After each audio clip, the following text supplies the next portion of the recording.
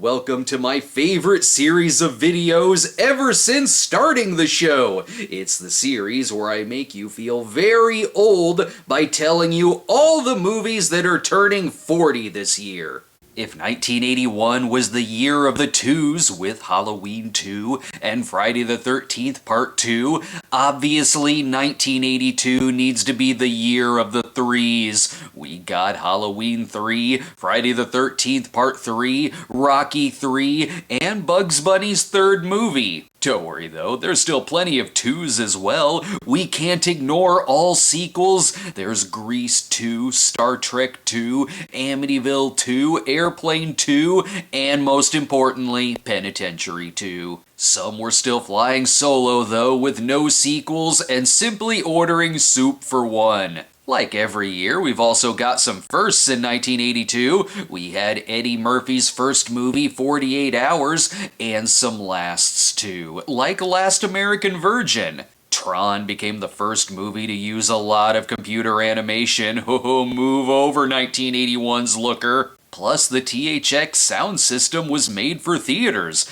That way you can practically hear the slasher killers breathing down your neck. However, if you want the shenanigans of the slasher movie characters without the actual slashing, Porkies will be here to become one of the year's highest grossing movies and pave the way for as many knockoffs as Halloween and Friday the 13th had. E.T. taught us to love in 82, Porky's taught us to bang while laughing. Later E.T. movies would scare us off with the banging. I am very excited to deep dive into 1982. What kind of film are we getting to kick off the year? And the angel seized the serpent, who is the devil Satan, and bound him for 1,000 years. I mean, it's January, so of course it's a horror film, and it sounds kinky too. This is clearly gearing us up for the Amityville movie that's gonna come out later in the year. Obviously, this movie is none other than Jaws of Satan. There's no escape.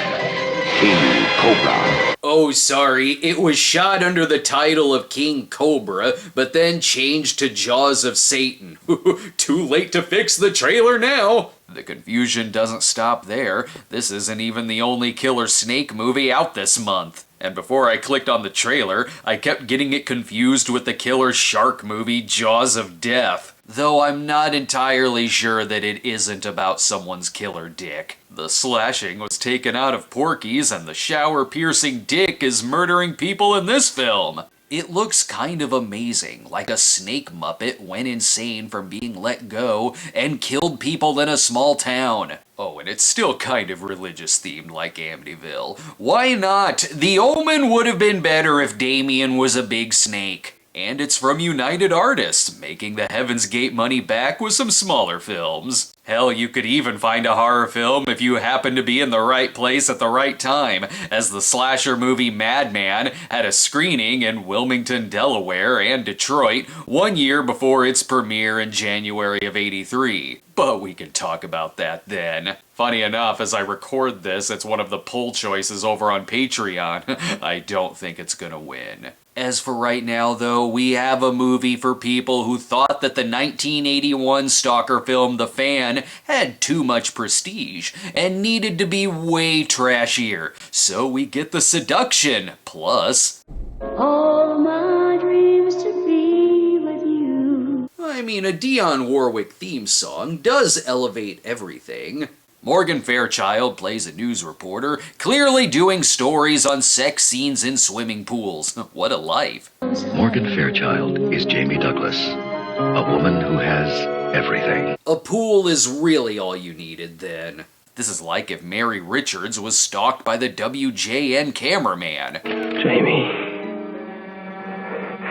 I want to make love to you. Don't you worry, Andrew Stevens will get his comeuppance when he himself is stalked in about 100 Shannon Tweed movies in the 90s. He makes a lot of mistakes for stalkers. You're supposed to lurk in the bushes, but this guy... Would you get out of here? Squeeze! Will you stop it? Leave me alone! Get out! Dude, she can totally see you. Be subtle. With such a low budget, the movie did make a profit, despite terrible reviews and a few Razzie nominations. I remember seeing it on cable a lot back in the day, and there being one kind of creepy scene where he types a threatening letter on the teleprompter. The movie is basically a Lifetime thriller with a good cinematographer. Now she's fighting back with the only weapon she has, herself. And a freaking shotgun! I'm learning a lot so far. If it's an 80s January thriller or horror film, it will most likely have a sweet Blu-ray release from Scream Factory. Hell, that makes this cheap stalker film way more talked about than the Albert Finney, Diane Keaton movie Shoot the Moon, with a poster that's like a family bonding over the scene where Fredo is killed. This melodrama was directed by Alan Parker, but let the trailer tell you what else he's done.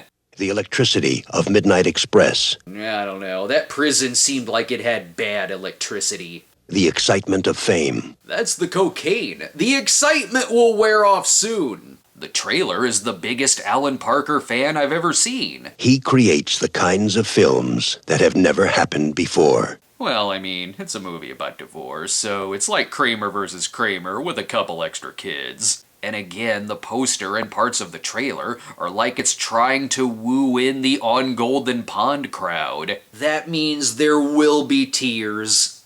It is a story of love, pain, anger, and tears. I could say the same thing about The Seduction. Joking aside, the movie did get very positive reviews and a couple of Golden Globe nominations. And of the January releases, it technically brought in the most money domestically. But with the budget being higher than the horror films, it was considered a box office failure, even with all the metaphors you find in melodramas. I was never right for you, was I, George? It was like I sang all the music, but I never knew the words. That's because someone kept breaking dishes in the background. No need to see the rest. I know how it plays out. With Peter Weller there, shooting the moon will make it part machine anyway. Oof, that movie is too Oscar caliber. This is January. Surely there's another stalker movie lurking around the corner. New York's Grand Central Station.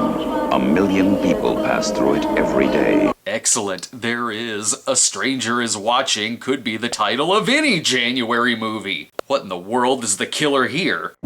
Some of them never get out. Well, maybe the layout should be less confusing. Because beneath it is another world where a killer can hide. The hell? Are the Chuds the strangers? Trust me, it's even better than that. This is a movie directed by Sean Cunningham, his follow-up to Friday the 13th, in which the killer is freaking Rip Torn. I am so sold. I've built a time machine to buy 12 tickets to this movie. Rip Torn kidnaps kids, stalks families, lures them into subway tunnel mazes, and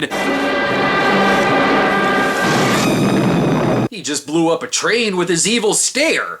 I cannot wait to hear the tagline for this. There were 1 million witnesses, but no one saw it happen. Well, then they aren't witnesses, are they? I am noticing a couple themes here this month. Horror movies, sure, but also movies with big name casts that bomb, such as The Border. You know a trailer wants positive reviews to call it a powerhouse, when the credits come at the screen like this, played over random audio bits from the movie. That's the Prince of the City method, but with significantly more Jack Nicholson. Don't tell me I don't know what I'm talking about, because if I don't know what I'm talking about, where's the driver you took in there today? He's at the border, obviously. This one's starting out a little strange. Within every man, there are 2 men. Ooh, I've reviewed some pornos with that tagline. In this movie, Jack looks like every person interviewed on an old Unsolved Mysteries episode. This is, of course, a Border Patrol thriller about human smuggling and missing kids. What do you want, boy? Look for that kid you took off the truck. Yeah, he's probably got a sprained ankle right now at the least. I actually have seen this. I remember renting it several years ago and thinking it wasn't bad, but kinda boring, even with the poster that makes it look like Newsmax produced Chinatown. But even without seeing it, I'm calling it. Harvey Keitel did it, and they're trying very hard to give us some quotable Jack lines. See this line? This line right here I don't cross. This line right here. He couldn't handle crossing the line. Despite low box office, it's the sweatiest movie of the month, and it seems to be working with another January '82 movie. Charlie's never been better, Red. Because he saved the day by borrowing Morgan Fairchild's shotgun. And another theme of the month, Killer Snake movie. I tell ya, some things about bad movies never change. There's always a Venom. Though this Killer Snake movie doesn't have the blessings of Christ like Jaws of Satan. Not to say there isn't a bunch of plot here. The kidnap that became a murder, that became a siege, that became a death trap. That sounds like a lot. Originally directed by Tobe Hooper, who left the project, it almost sounds like a cross between A Stranger Is Watching and Jaws of Satan, as it's about two kidnappers held up in a house with a killer snake. See? It's also that darn cat. This one's got Klaus Kinski, who called the script shitty, but still picked it over Raiders of the Lost Ark because he got paid more. And Oliver Reed, too. Who else is in this? Morgan Fairchild's shotgun, again making an appearance. This one looks less Muppety than Jaws of Satan. Did the snake just shove a guy through a window? Yes, it may be fun having some laughs at January releases, but I'll say this, January of '82 gave me one of my favorite movies of all time, the classic sleaze flick Vice Squad. Hollywood, the dream and the nightmare. Oh, those Hollywood nights throwing hookers away again. Sometimes all you need for a great trailer is quick flashes of sequences set to the tense music. I can already tell this movie is awesome. The movie packs such a ferocious punch that it was even said to partly inspire James Cameron with The Terminator. And I can kinda see it. The movie is about a Vice Squad unit seeking the help of a prostitute to help track down a murderous pimp who is an unstoppable killing machine. The screen classic Midnight Heat wouldn't exist without this movie either. Forget snakes shoving people out the window. When you watch Vice Squad, you're getting one of the greatest screen villains of all time, with Wingshauser's terrifying performance as killer pimp Ramrod. Plus, it's chock full of great lines, like predating Sudden Impact with Make My Day, or one of my favorite lines ever, blink your eyes and you die in the dark. I'm assuming all of this really happened. The Hollywood Vice Squad. The real story. The true story. The hell, I'm not sleeping ever again knowing Ramrod is out there. But where there's a sleaze flick, you know that in February, there will be a Bronson movie.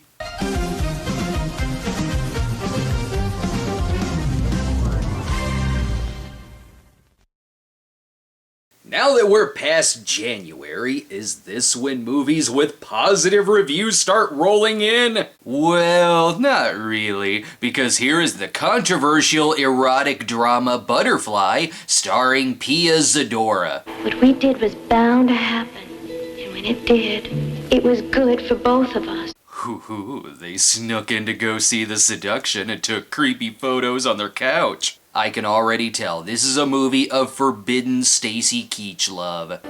What happens between them will change both of them, for better, for worse. They had better bang because I've already exhausted my dirty magazines. And extra points if it's really sinful.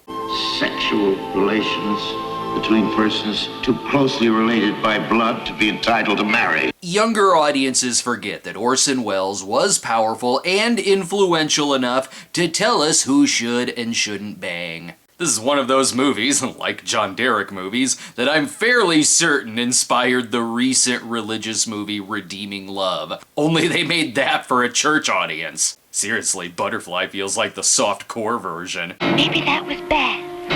But the things I bought with that money was good. Oh, calm down. She just bought a pair of jellies. The movie got terrible reviews with multiple Razzie nominations, however it won a Golden Globe for Best New Star Pia Zadora, which caused controversy due to Zadora's husband at the time, a financier on the movie who took members of the Hollywood foreign press on a trip. But whatever, Pia Zadora is a goddamn delight who brings energy to any movie she's in. She and director Matt Cimber would also collaborate again in the 1982 film Fake Out, aka Nevada Heat. And as far as the Razzies go, she's in good company. They also nominated Orson Welles, so take it as a compliment. And the movie was from the same company that distributed Caligula. And with the Ennio Morricone score, I'm gonna get some sleaze and a full orchestra. What, don't think it looks sleazy enough? At this point in the movie, he thinks that's his daughter. Ha ha ha! Left that detail out, didn't I? Now, Butterfly didn't do very well, but it's certainly a cult film. However, this next one, Night Crossing, is so forgotten I only had like a minute-long trailer to work with. The East German border, 836 miles of barbed wire walls, armed guards, and landmines. Just go around it. Night Crossing is a John Hurt movie about a family that sneaks from East Germany to West Germany in a hot air balloon. Yes, I've always wanted Around the World in 80 Days meets The Hiding Place. This one, though, seems to take less than 80 days. It would only take 28 minutes, and a miracle. Well, if it only took 28 minutes, why is the movie an hour and 47 minutes long? Sorry, not sweaty enough, which is why we need Personal Best here to take the reins from The Border as sweatiest movie of the year. This drama stars Mariel Hemingway and is about the lesbian relationship between two track and field teammates, which prompted this classic line from Friends. Well, didn't you see Personal Best? No, but I'm gonna. Ooh, this is just like Golden Girl, with less neo-Nazi doctors and far more Michael McDonald music on the soundtrack. Yes, you were a fool to believe you wouldn't dehydrate in the desert after training and sex. Hello, ladies. Bet you wish I wasn't here, huh? Who wants sandwiches? Unlike the last couple of February movies, though, this one did receive outstanding reviews, with Siskel and Ebert even putting it on their top 10 lists at the end of the year. The movie did okay in a limited release, but then unfortunately bombed when expanding to a wider audience. Luckily, it would find its audience over time, but too bad the trailer won't show me how it ends. Oh, Morgan Fairchild shot them, clearly. Again, you know a movie bombed and is completely forgotten if I've only got a 30-second TV spot to work with. And if it starts like this. Will shock you. It's about the terrorists. It clipped off the beginning. What? What will shock me? I need to know. The Amateur is a revenge film about a CIA cryptographer who takes an assignment to assassinate people responsible for killing his fiancée. I did see this one, and I remember it being okay, and if you're like me, you probably saw it back in the day on late-night cable TV airings around 2 in the morning. And our next film is also one that's better to watch around 2 a.m. Warning. This preview cannot show all of the terrifying and grotesque transformation sequences. What a bizarre way to advertise The Secret of Nim. Oh, it's The Beast Within, a movie so scary it split the warning in 2. My god, the movie's getting closer. What do I do? There's something inside of Michael. Pia Zadora stuffed him with gold from them hills. The movie is about an 18-year-old who becomes a man, and like all of us, that means he'll turn into a beast and prey on young women. It was the first writing credit for Tom Holland, who would later direct Fright Night and Child's Play, and he had his work cut out for him here. It was adapted from a novel that wasn't finished yet, resulting in the movie being very different from the source material. However, I do appreciate the hell out of this trailer. You are dared to remain calm during the horrifying final 30 minutes of The Beast Within. It's bringing back some William Castle trailer techniques. Bravo! Next stop is handing out barf bags. At least that trailer's telling me I'm gonna be scared. This one's telling me I'm gonna be depressed. Welcome to Cannery Row. It's gonna be a bummer, isn't it? Well, Cannery Row was another in a long line of 1982 dramas that bombed. And like some of those others, it still had decent reviews. IQ 152, University of Chicago, a master's and PhD? What do you say? Except for that snake that he pissed off. It was a must-see. Look, it's foreshadowing the great 3D techniques we'll soon see in Friday the 13th Part 3. The film starred Nick Nolte, Deborah Winger, and octopi. He knows what he likes. Octopi. What? This movie does seem a little random. It was the directorial debut of screenwriter David S. Ward, who had won an Oscar for The Sting, and is like Pennies from Heaven without the musical numbers. But still plenty of dancing, as the trailer plays In the Mood. That's not all the trailer has. In comes the zany.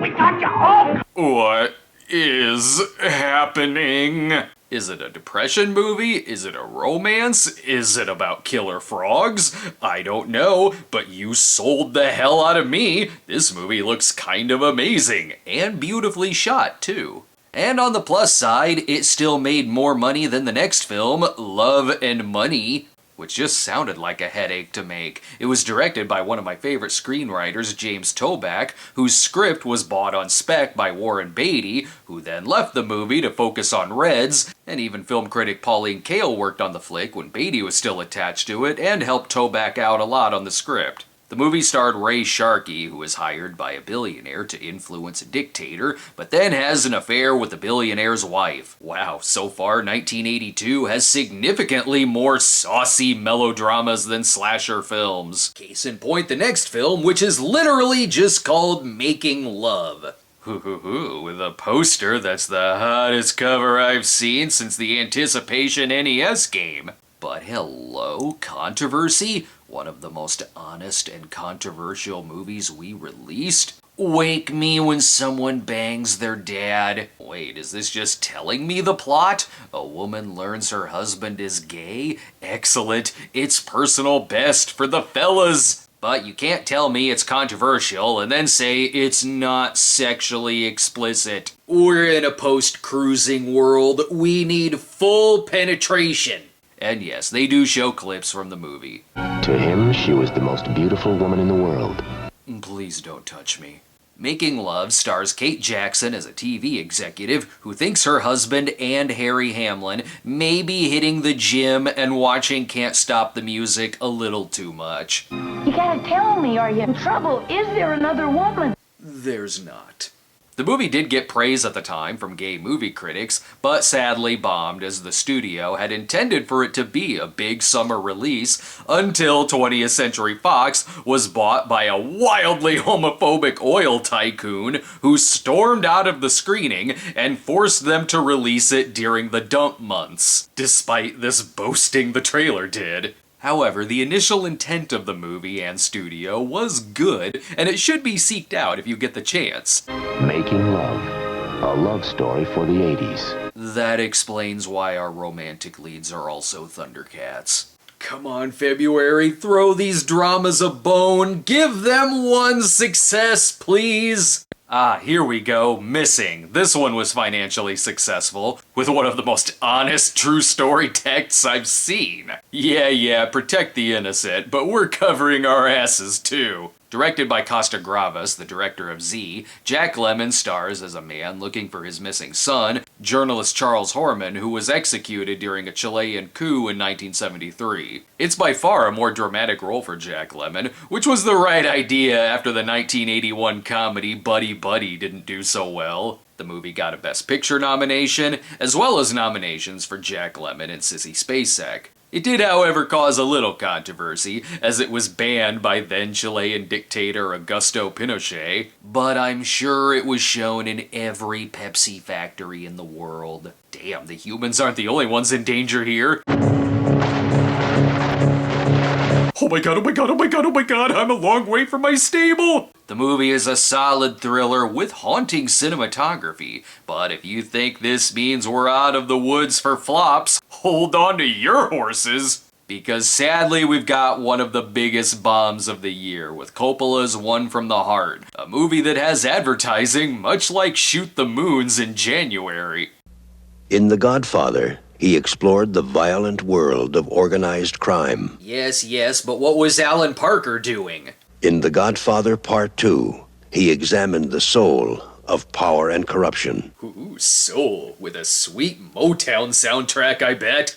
In Apocalypse Now, he journeyed into the madness of war. I blame that madness on the Doors soundtrack. I don't know, maybe it should have been released around the 4th of July. It is a July 4th movie, as it's a musical about a couple who has a fight and then spend their nights with other prospective lovers. Sometimes it's just a bummer when something bombs, because the reviews for this weren't terrible, yet it didn't even make $1 million against a wildly ballooned up $26 million budget. This unfortunately led to a lot of financial problems for Coppola over the next several years, and he even had to do some lesser movies to make up for it. It's always co-credited with some other flicks with ending the New Hollywood era, and like most of the movies attributed to that, they're not bad at all, and sometimes they're great. It's one I've wanted to do an episode on for a long time, because again, like Pennies from Heaven, it deserves a bigger audience than it had. But the other movies this week shouldn't all sweat too hard. Quest for Fire did very well and was highly acclaimed by critics, yet also has a trailer that starts out with them talking about other movies. 2001, A Space Odyssey was the astounding epic that aroused a generation. Damn right, it throbbed my film boner. 20th Century Fox presents a science fantasy adventure that will arouse this generation. Careful not to piss off this guy with your arousal. Quest for Fire is a prehistoric adventure film and is pretty damn awesome. It's the gritty reboot of Ringo Starr's Caveman that we deserved. Directed by Jean-Jacques Annaud and starring Ron Perlman and Everett McGill as they search for fire. A quest, if you will. But an even bigger hit than that was Wolfgang Peterson's Das Boot, which got its American release in 1982 and was the highest grossing February release of that year. The movie is gorgeous in every way, shape, or form. It depicts life on a World War II German U-boat and their patrol in the Battle of the Atlantic. It does a great job at not only showing the intensity of the situation, but also their madness at the hands of, well, just the tedious nature of being in a U-boat patrol for this long. After a while, I'm sure they were begging for Godzilla to show up, or at the least, Ibira the giant lobster. It's a movie that shows you how battle is done, before Inchon came in later and messed it all up. Relax though, because the next film has legend written all over it. Some legends are born. You haven't got enough in your britches to pull the trigger on Barbarossa. Damn right Willie Nelson was born a legend. Some are made. Never meant to kill August. And so was Gary Busey for that matter. The comedy western Barbarossa is cool as hell, as it's about the friendship between a young outlaw and a famous gunslinger. And some... Damn it, stop that! And the dialogue is pretty great too. Sadly, this movie also didn't do well, but had tremendous acclaim, and even to this day holds a 100 score. Its fans and critics worked really hard at getting the word out. Siskel and Ebert featured it on their Overlooked Movies episode, and others called it one of the most underrated westerns of the time. If you love yourself some westerns, Willie Nelson and Gary Busey, definitely check it out. Hell, February was not only the month for overlooked movies, but also for gay characters as well, no matter the genre, whether it was a sports movie, a love triangle movie, and the horror films like Butcher, Baker, Nightmare Maker. Night Warning has been named Best Horror Film of the Year. Oops, it was later titled Night Warning upon a reissue and on video. Plus, it's a coming-of-age movie. Billy and Julie, young, innocent, in love. And most importantly, drunk. They were just too curious. Didn't every slasher movie in '81 tell you not to be curious? Well, I guess Making Love said to be a little curious. The The movie got high marks for being an early film to feature a very positive portrayal of a heroic gay character, here played by Steve Easton, and the plot is good too, as it's about a kid facing off against his domineering and incestuous aunt. Also, incest very big in '82 apparently. Seems like a plot that also could have inspired Sleepaway Camp a little, but I think we know who the killer is. God damn it, Toonses! I have a hunch why some of the drama's bombed, though. Charles Bronson, Death Wish 2. The audience just wanted to see Charles Bronson shoot some people. Some muggers followed my wife and daughter home from the market. I hope they were just returning a lost wallet. It's about to happen again. Yeah, look, maybe the problem is that Paul Kersey is just bad luck to be around. After successfully cleaning up all crime in New York in the first Death Wish, Bronson obviously had to do the same for LA in Death Wish 2. This movie takes everything provocative and smart out of Death Wish and is just a bare bones story of Kersey going around shooting people. You believe in Jesus? Yes, I do. Well, you're gonna meet him. However, that is still very entertaining. It's exactly what you get when Death Wish strays far from the sequel to the book, and instead was Canon Filmsified, as Canon got the rights to the series from Dino De Laurentiis. You know this already though. I'm surprised it took 1982 this long for a movie featured on the Cinema Snob. 80 and 81 did that in no time. I'm not entirely sure this movie has a good message. When the police can't stop it, one man will. But it's Canon Bronson. Do you think it's supposed to have a good message? Just watch the movie and have a good time, or Bronson will shoot you in the face and your goddamn radio. Hell, I think he may be getting revenge on behalf of the characters from Night Warning too. Because the asshole just killed Toonses. While critically panned, it did better domestically than the New Zealand thriller Sleeping Dogs, which still got good reviews and starred Sam Neill. Released in Australia in '77, it got just a limited New York release in the States. What? A movie about a man joining a revolution? Didn't Bronson put a stop to that? Lest you forget. Death Wish 2. He's doing it for you. I don't remember asking him to shoot muggers. Are there too few comic book movies for you though? Especially after Venom was nothing like the comic. Well, here's Swamp Thing, an adaptation of the DC comics. Government agents, scientists, soldiers. All will be shot to death by Bronson, as well as monsters and midgets. What? Now he's just getting revenge for buying a ticket for Under the Rainbow. January had a Sean Cunningham movie, so of course February's got Wes Craven, and it's pretty great. It was a major staple on video and cable, as this thing was practically made to be watched late on a Friday night. Adrienne Barbeau and the Swamp Thing, an outrageous pair. That's a tit joke, isn't it? Sure, we may have gotten a sequel later, but why did we not get a Swamp Thing versus the Toxic Avenger? I desperately need to know. Whew, that's a lot of movie releases in February, way more than the 7 that were released in January, and March has a decent number of movies too, including the one that will make you want to stick your dick in a shower.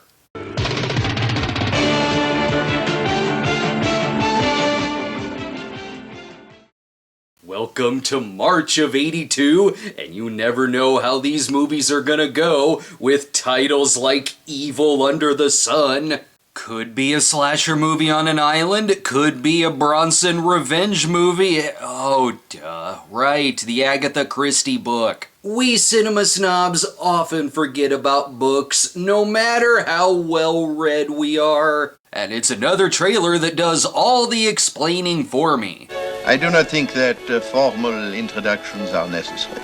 I know you're Inspector Clouseau. There are those who have called me the greatest detective of all time. I don't know, the people you put in prison probably hate you. Evil Under the Sun is the second film in which Peter Ustinov plays Hercule Poirot after the 1978 film Death on the Nile. Ironically, the week I'm writing this part of the video, the Kenneth Branagh version comes out. Here, though, he's investigating a death on the training locations for Chariots of Fire. The trailer doesn't need to tell me Maggie Smith is in this. I would have already assumed. While Death on the Nile did very well, Evil Under the Sun not so much, but it still had a number of TV sequels, as well as the theatrical Appointment with Death. Why do they still sound like Bronson titles? Kidding, this one's way more harumphy. That you were furious. You lost your temper. You strangled her. That is poppycock! That is poppycock! Everyone is trying to mislead me in this. You are skeptical. Yes, I'm skeptical. You just introduced me as one name, and now you're Peter Ustinov. The detective is the killer. While being a disappointment, it still brought in more money than something said on the set of every dancing movie. I'm dancing as fast as I can! This is a biographical film about addiction and starring Jill Clayburgh as documentarian Barbara Gordon, which only brought in a couple $100,000, meaning it's hard to find many clips of the movie, but there's some out there. Sabe, a minha interpretação é uma esperança, a esperança na praia. Seems legit. But look, I also found the opening credits and a 1989 KCOP promo. Jill Clayburgh, trying to cope with life. Take a Valium. Oh, taking a Valium was our advice for everything in 1982. What else is there to say? From the heights of success to the depths of despair, I'm dancing as fast as I can Monday at 8. And on Tuesday night, The Lonely Lady. Perhaps it would have fared better if the pills were popping in 3D. That could have been what led to the making of Parasite. 3D. That's right, we're throwing this gimmick right in your face. The movie Hardcore wants you to know it's in 3D. The movie fantasy of yesterday is now the terrifying film experience of the future. At least for the next year or so, until its comeback in 2009. While the trailer may not be in 3D, it says it will be the most frightening movie I'll ever see, and that I'll be part of the terror. You are about to witness the future. Be warned. True, I did have worms when I saw this. Leave it to director Charles Band to relish in this gimmick. Naturally, it got terrible reviews, which even criticized the effects, but I don't know, they're kinda cool to me. Oh, pre-corona zombies critics. The film is mainly notable for being Demi Moore's first major starring role, which she would later call her worst movie, only because Songbird was not in 3D. We are truly witnessing movie history in the making. Parasite, the first futuristic monster movie in 3D. Yeah, Robot Monster was too cuddly to be parasitic. Finally, though, we get a critical and commercial smash this month, and all you needed was Richard Pryor, a microphone, and him being the absolute best. Live on the Sunset Strip was his third concert film, and the one featuring his legendary set joking about catching fire while freebasing cocaine, as that's also what the 30-second TV spot mostly consists of. It's one of the best stand-up films ever made, and features his unmatched vulnerable ability to joke about his personal demons and addictions while making us laugh hysterically and show empathy for this man. I have a feeling the next film will not have as much freebasing, even if it's literally called Death Trap. At the turn of a knife and a twist in the plot, Death Trap is everything it's not. Do you mind? I still have not finished my sundae. Death Trap is a sleuth-style comic murder mystery from director Sidney Lumet with a legendary second-act twist that I won't give away. But let's just say it's 1982, so preview audiences booed it, and it wouldn't surprise me if the head of 20th Century Fox at the time was one of them. Even the trailer is very short, as not to give away the plot turns. To show you any more would be a crime. That's why I have my VHS under heavy clamshell lockdown, glued together tight. But like in February, when we got all those melodramas, when we really wanted to see some Bronson action, in March, again, we are getting these dramas that are not doing well because we really just want to see some boobs. And thus we have Porkies, the story of Pee-wee, not that Pee-wee, and friends, and their quest for sex. When they're not in class, they're into everything. Yeah, going down on some chili. It's the timeless tale of losing your virginity and facing off against rednecks and a nightclub owner. Unfortunately, we can only show you the outside of Porkies. Because inside, vampires. Words can't describe how much of a smash hit this was, especially for being a low-budget movie basically made as a tax write-off. It became the 5th highest grossing movie of the year. It was such a success that director Bob Clark was able to make A Christmas Story afterwards. So Ralphie's BB gun is due to the success of Shower Dicks. The movie not only became a franchise with a few sequels, a shitty Atari game, but also led to a wave of these low-budget teen sexploitation shenanigans movies. I can see why it did well. The trailer tells us what isn't in the trailer.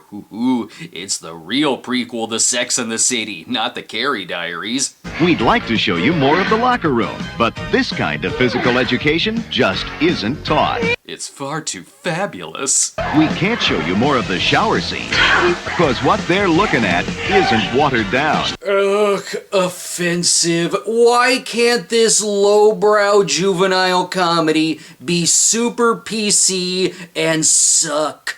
I could talk more about this genre, but buckle up. There's about to be more of these knockoffs than slasher films. Even outside of that, movies are getting way naughtier this month. Yes, with meatballs. I'll sleep with you for a meatball.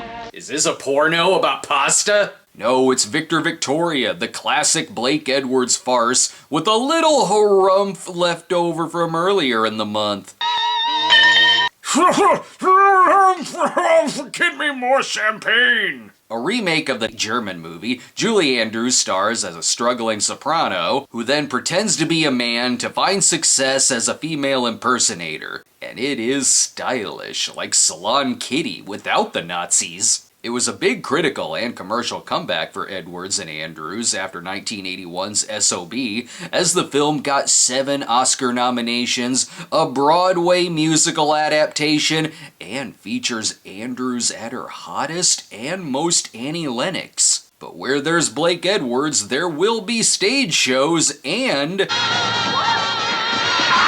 someone will fall over with a full tray. While that one may not have the Nazis, the next movie featuring a stage show brings them back. And even winning the Oscar for Best Foreign Film. Sorry, Stalag 69, better luck next time, for it's the Hungarian film Mephisto that took home the gold. You know this story of a stage actor finding popularity and influence as the Nazis take power is gonna be good when the trailer is just the critical quotes. Never before have I liked a film more than the book. That's because Atticus Finch hadn't come out yet. Rex Reed finds Mephisto riveting, complex. Ooh, that makes it even better than Myra Breckenridge and Inchon! The movie was a big international success, whose main release was '81, but got its 1982 release here in the States, widely regarded as one of the best of the year. And I don't know why, but with a Blake Edwards farce being in theaters, for some reason it makes sense that there would also be a Neil Simon adaptation too. I wonder which one will be advertised cynthier.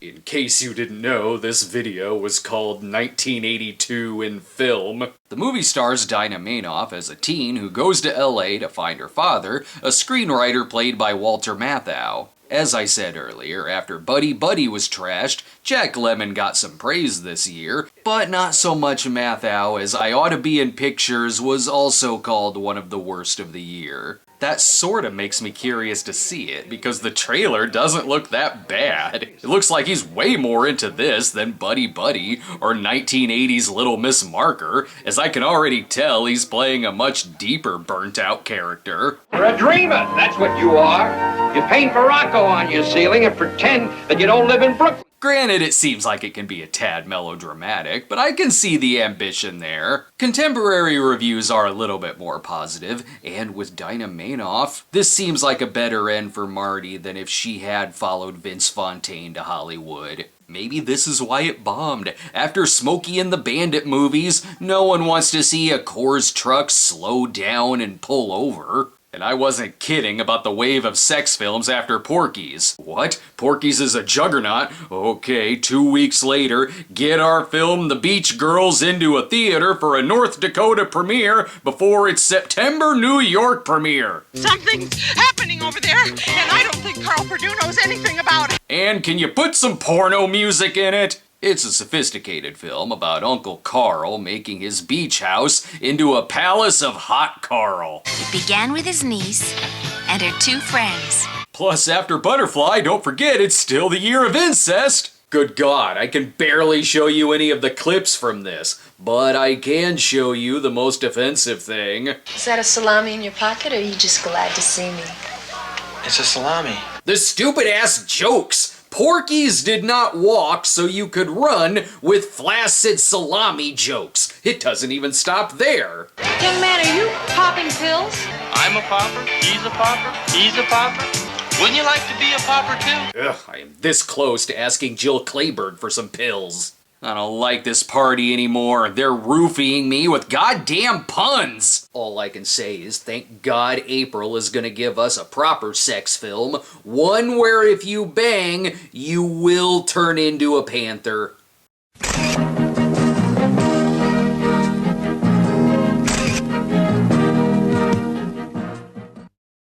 The first batch of films in April comes to us on April 2nd. That way you know that the movie about a Siamese twin who lives in a picnic basket and kills people is a real movie and not an April Fool's joke. What is the secret Dwayne is hiding in the basket? Turkey sandwiches, bro. I know what's in the basket. What's in the basket?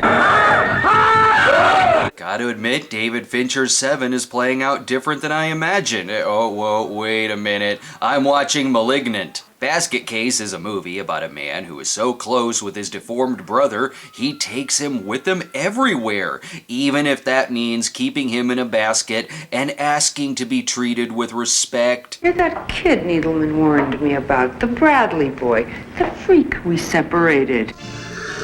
Ooh, Botched was a lot more harsh in the 80s. This $35,000 budget movie was such a cult hit on video that it spawned 2 sequels. And yes, I did an episode on the first, but probably wouldn't do the sequels. I respect Frank Henenlotter a lot, and it seems like he's not the biggest fan of riff shows. I understand why people needed to see this. They have to know what's in the basket. What's in the basket? What's in the basket? What's in the basket? Look, just tell me you brought some spray to keep away the ants. This guy knows what's in the basket. Basket case. Trojan horsing a killer inside of a basket was the only way to truly stop Yogi Bear. Oh, do you think the craziness stops there this weekend? Brace yourselves, because we've got Cat People, the movie about Lloyd's thirst for the old ultra-violence. What did they tell you about me? You put your paw in a man's ass, Caesar. Cat People is all about Irene, who goes to the States to reconnect with Malcolm McDowell, her brother. Make love with me. Okay, in a year that already has a lot of incest, it goes without saying that would also happen in the one with Caligula in it. Abstinence ads were crazy in the day. Turns out if you have sex, you will turn into a panther and kill people. And I'm sure this is helped by the sweet David Bowie title song and the Marauder score. The film is directed by Paul Schrader, and it is a cool, sexy, stylish trip. It's a remake of the 1942 movie, but no pun intended, it is its own ferocious animal, like Carpenter's remake of The Thing. Leave it to Nastasia Kinski to be hot as hell in this erotic fantasy about the animal in us all. Yeah, I am putting down my Playboy. Even the poster wants you to come into the theaters penis throbbing.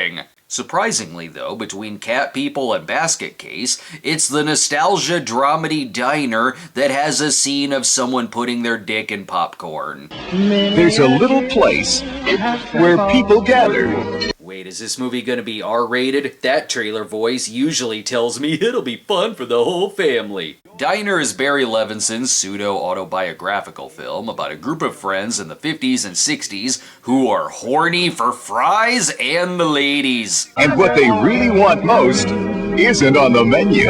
Again, it's a turkey sandwich. Someone get a proper picnic basket, please. The movie is filled with great dialogue, standout performances from a smorgasbord of up-and-coming recognizable actors, and a killer oldies soundtrack. A few beers, a few tears, a few great years. Lucky I was in my 20s and the aughts. Whenever I saw someone reminisce about a diner, they just wanted to go to TGI Fridays. This place looks way better. Nothing could be finer than eating at the diner. It was 1959. Instead of soda, they just drank straight sugar. The trailer spotlights a lot of great bits from the movie too, like the football quiz Gutenberg gives his fiancée, and the guy who eats the entire side of the menu, and yes, the dick in the popcorn. It was a big year for putting your dick in things and having it get pulled. Are there bits in this that wouldn't fly today? Yeah, but gee, it's almost like it's about the 50s and not 2022. I'm also really hungry now. The trailer also works as an ad for cheeseburgers. Now you may be asking, where are the slasher movies at? Oh, there are still plenty, just only a select few really made an impact, and they were the franchise movies. You got something like Poor Dark Sanity, where most sites don't even list a release date, and the ones that do say January 1st, and I have no idea if they just put that there because they didn't know what else to say. That's the funny thing about slashers from 81 and 82. Because there was a shitload of them, people tend to think they were all giant hits.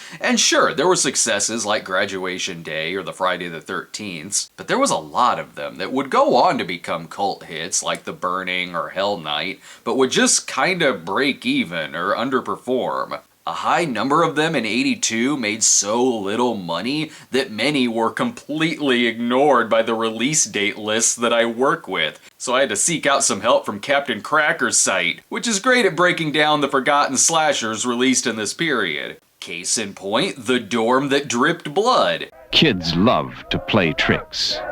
Certain tricks are called pranks. Great, it's gonna be like Diner if Kevin Bacon really did die in a tipped car. But pay attention, it's another trailer that teaches you how to spell. P-R-A.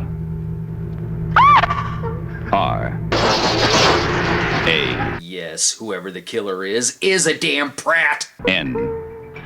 What's wrong? Wait, is the alternate title Pranks or something? It's April 2nd, you're late. Okay, so the movie was originally called The Third Night and then Death Dorm before being called Pranks for its 82 release, and the more popular title, The Dorm That Dripped Blood, was for the 1983 re-release. It's co-directed by Stephen Carpenter, for if you just simply need a slasher movie and someone named Carpenter involved. It's got all kinds of pranks, like taking a bat to the dinner table. The boys at the diner won't know what hit them.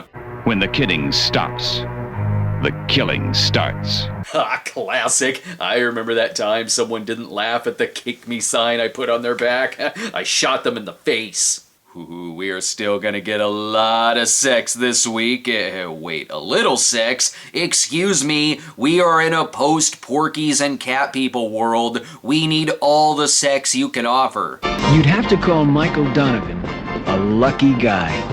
Yeah, he's gonna bang that cab and no one's gonna stop him. The movie stars Tim Matheson as a womanizer and a legend. As long as we're in bed together, my name is Michael. Hi, Michael. Catherine. He's just buying women from the store. I guess it was right to shut down the women's stores so he can meet Kate Capshaw a couple years before her runaway sensation, Windy City. She couldn't hook up with John Shea yet. He's still missing. The movie is soup for one with the wisdom of My Dinner with Andre. I don't know what's happened to women in the last few years. They come right up to you, they say things. Incomprehensible! Oh, wait, shit, I messed that up. Back then, though, there was only one way to save your marriage. Cheating! You mean if you don't start fooling around, you may wreck the marriage? This is why you should ask Emily Gilmore for advice and not Richard. If this movie took place in the 60s, it could almost work as the further adventures of Eric Stratton. It'd be his staying alive. Just imagine what a little sex can do. Stink up your house and set the sheets on fire. Coming soon, then he's out the door. Now sure, what I said earlier about the slashers, kinda coming and going and possibly being more tax write-offs, is true, yet much like in 81, in the week of a slasher movie, we get a parody of a slasher movie. Which way to the cheerleader camp? Pandemonium! What? Oh, are we spelling again? I know how to spell pranks! Pandemonium, while having slasher elements, mostly advertises itself like a screwball comedy. When you're away at camp, don't ever touch yourself, or you'll go blind. With the brilliant leftover bits they didn't use in The Beach Girls. Even the poster doesn't exactly scream slasher parody, but it is taste-free. What? Horses can't play football, but donkeys can. It's a movie so smart, it forgets what individual letters are and goes the full That's a sound my head makes when I hear these jokes. Stewardess, my coffee is cold. Why? Good God, this movie is to student bodies what King Frat is to Animal House. And I think that movie may be more highbrow than this. Could I have the Three Stooges pie, please? If this were a real slasher movie, he would have gotten his eyes gouged out. I'm surprised I recognize so many people here. Carol Kane, Judge Reinhold, and from the director of Alice, Sweet Alice, yet it's mostly made up of screaming. What the hell is happening? Pandemonium! What's with the snot rocket? I need answers! Oh, now I get it. Singing Mounties. Of course. I need order in my pandemonium! No matter what the next movie is, it will be more dignified than that. Yes, even if it is Penitentiary 2. Whatever, I learned everything about prison from this movie. Now, Too Sweet was doing all he could to stay out of Jamapanaka's Penitentiary 2. But why? This prison has a sweet nightclub. Leon Isaac Kennedy is back as Too Sweet, having just been released from jail. O2 will come through. Clearly on an ass scholarship. And no, this is not Rocky 3. I know it's easy to confuse both of the 1982 boxing movies. As part of his parole, he must work as a boxing promoter for a year. Makes sense. And you thought his big match was gonna be against Mr. T? No, this one's mine. Nope, he's facing a far greater threat from a Ghostbuster. This is like a quintessential Grindhouse trailer, 'cause it's got a voice like this, saying things like while he's too sweet in the sheets, he's too rough in the streets. What the hell kind of boxing is this?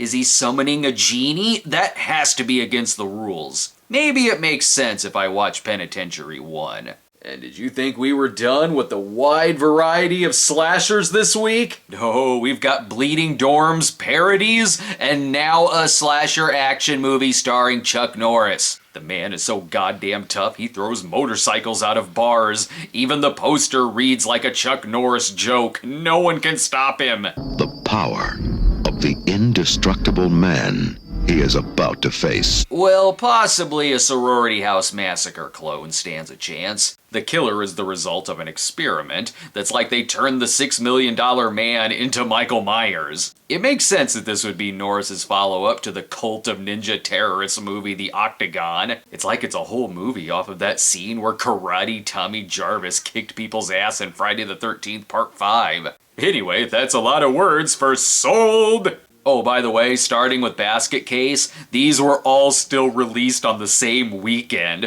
What a week for movies! I think they hit every single demographic, right down to horse sports enthusiasts. Hell, you can go see a Richard Pryor dramedy if you want, giving these 2 months even a variety of Richard movies. This is a movie about a Vietnam vet who joins an organized crime ring, and it was gonna be a full-on dramatic role for Pryor, but the studio wanted them to insert funny parts. That's how they advertised it too. When he's good, he's very good. But when he's bad, he's terrific. I don't know, Critical Condition was pretty bad. The movie also stars Margot Kidder, and it's worth watching for an against-type role for Pryor, but again, it is sold like they just wanted to show the funny parts. The robbery. Richard Pryor in Some Kind of Hero. And then it abruptly cuts off when those parts are done. This movie didn't have a very good advertising campaign. Hell, even when we're past the April 2nd release date, we're still getting some crazy movies. It was a time when outer space was filled with incredible machines. And a time when Sean Connery is gonna shoot space in the face. Wrong is Right is a satire about a future where the news acts as a tabloid and fetishizes global violence. Ha! Silly 1982, that didn't come true. You get the vibe of it from the tagline, in a moment, World War III. But first, a word from our sponsor. Ironically, a phrase that was probably said when the TV movie World War III aired. Connery plays a reporter with a license to film, and I do appreciate how dry the movie and trailer are. Tomorrow is the most important day of my life. He either dies or goes skiing in the desert. The movie's such a Dr. Strangelove of the 80s, it has similar lines. I will not go down in history as the president who started World War III. You've sold me. I'll take this over Don't Look Up. At least this one doesn't take 2.5 hours to smell its own farts. And it gives us what we really want in a parody, Leslie Nielsen. I am sick and tired of the gays and lesbians. Wow, he officially cracked from being called Shirley one too many times. It got bad reviews when it came out, but it is simultaneously of its time in the Cold War 80s, but still feels like it could be better appreciated today, much like how Shock Treatment was like a warning call for the future in media. We've got movies like this that were underappreciated and not hits, then movies that were hits but should still be reappreciated as they don't get talked about enough. Diva is a French thriller about assassins, corrupt cops, thieves, and philosophers. At first it wasn't a hit in France in '81, but it did gain a lot of praise in the States, where that word of mouth caused it to become an international hit and make quite a profit. Directed by Jean-Jacques Benix, it was praised for its cinematography, outstanding chase sequences, and after years of realism, it was an early entry in the 80s French New Wave, which would also famously include such directors as Luc Besson. And be careful around the ladies, they're still not entirely sure if you have your dick in a box of popcorn. That easily transitions into our next movie, which I'm gonna go out on a limb and say it may be The Private Lessons of '82. If You Could See What I Hear is a movie which somehow combines disability movies like Amy with the shenanigans of Pandemonium. Okay, so the plot is that it's a biography where Mark Singer plays a blind musician. But here is the tone. Think of all the beautiful girls standing around with their panties on all alone, waiting for a band of stout-hearted men to whisk them off to the cat. Whether you're blind or you can see, those girls are asking for it. We got cars full of beer, and if you get pulled over for drunk driving, don't worry, officer, it's okay, he's blind. But seriously, it's a funny, tender, triumphant story of a winner. In a movie where he uses his blindness as an excuse to feel around for women's tits. Yeah, sit on it, baby. I may have to spotlight this sometime. Finally, a movie that shows the hilarious perks of being disabled, which is you get to break the law and commit sexual assault. See, boys? Why couldn't you have been blind? I didn't mean to put my dick in the shower. Now, we've had a lot of movies that have been featured on the Cinema Snob, but what about posters that have been featured on the Snob? Look, The Sword and the Sorcerer. I went with Friday the 13th 3 in the background because it's a long video and I'm gonna need a shower. I stink. Ooh, it's another nostalgic trip of a movie. Listen now of a time long past. Yeah, the psychedelic 60s. The Sword and the Sorcerer was one of the biggest hits of director Albert Pyun's career, and is often considered his best movie. There's great cinematography and cool effects to where it's hard to believe this is from the same guy who would later make Alien from LA. I can see why he would have been a great choice to direct a He-Man movie if it had the backing of this film, and not his He-Man kind of movie that was turned into Cyborg. Hell, this is a better He-Man movie than the one we got. He chopped up swords with a 3-bladed sword. What's not to love about that? You could throw this movie on with your triple feature of Deathstalker, Beastmaster, and what else? Dungeons and Dragons. No, not Dungeons and Dragons. That one's not very good. If Some Kind of Hero had bad marketing, this one's got great marketing. Every second is badass. Perhaps this is why it was the biggest hit of April of '82. I am down for waiting in line to see this rumble. And we're going from a medieval rumble to a friendly game of tag. That is, if the game turned real and they started killing people. Yes, I need tag meets the Terminator. Nice try, Nance. How'd you know it was me? Damn, the Terminatrix almost got her. The movie features Linda Hamilton in her first role, plus a slasher killer who is running out of mask ideas. The trailer plays out like an FMV game where we're shown our characters and must protect them from the many tag-related traps. Like getting shot.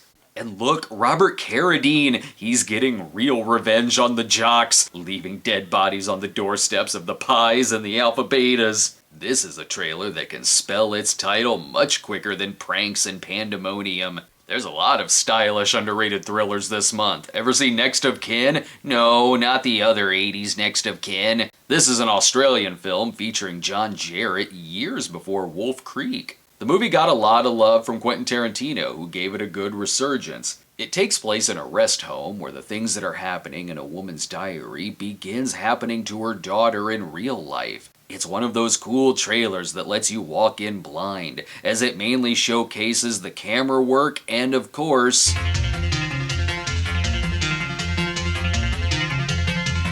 the super cool electronic musical score. This is like The Shining by way of Lucio Fulci. It's directed by Tony Williams, who directed a handful of documentaries, but this was the last fictitious film he directed. Man, it would have been cool to see what else this guy could have done, but rest assured, he gave us one neat little horror film. And if it's more originality you want, we've got Partners, a buddy cop movie that goes right along with the gay theme of '82.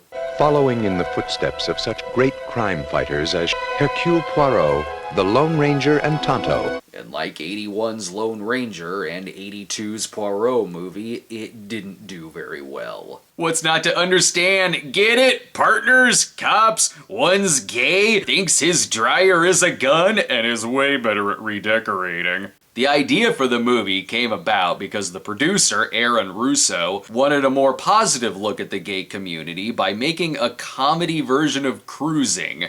What can I do for you? I just spent 10 years on homicide to be mauled by some old queen. As in, what if Cruising were a sitcom? Hell, it's directed by sitcom directing legend James Burrows. How are these two gonna get along? 100% all-male tough hero cop. He is throbbing my patriotic boner.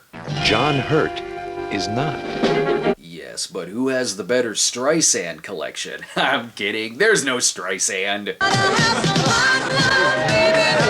But there is plenty of disco dancing! They get all of their jokes from the bargain bin gay store. What are you doing? Are we on a case or a shopping expedition? Where there's a big cowboy bear in every aisle. As crazy as this looks, in an alternate universe, it's crazier. The movie was pitched to Clint Eastwood and Woody Allen, with Eastwood accepting, but only if Allen agreed, and then Allen declined. That could have been amazing. And what if Kenneth McMillan played the captain like the Baron? Best movie ever! Oh, and there's also an alternate ending where John Hurt commits suicide. I'm not joking, that's actually true. I wonder if it was still with the hairdryer. And if Linda Hamilton got her debut in Tag, then the Highway from Terminator 2 clearly got its debut in Smash Palace. Smash Palace is a 1981 New Zealand movie, which got its US release in '82, and was so beloved by critics, many of them called it one of the best of the year, and its success led director Roger Donaldson to direct the '84 film The Bounty. But let's not forget the theme by Sharon O'Neal. Smash Palace. It's a beautiful way to sing about a car crash. The movie is about a race car driver who wants his kid back, and he's prepared to go the full Charles Bronson.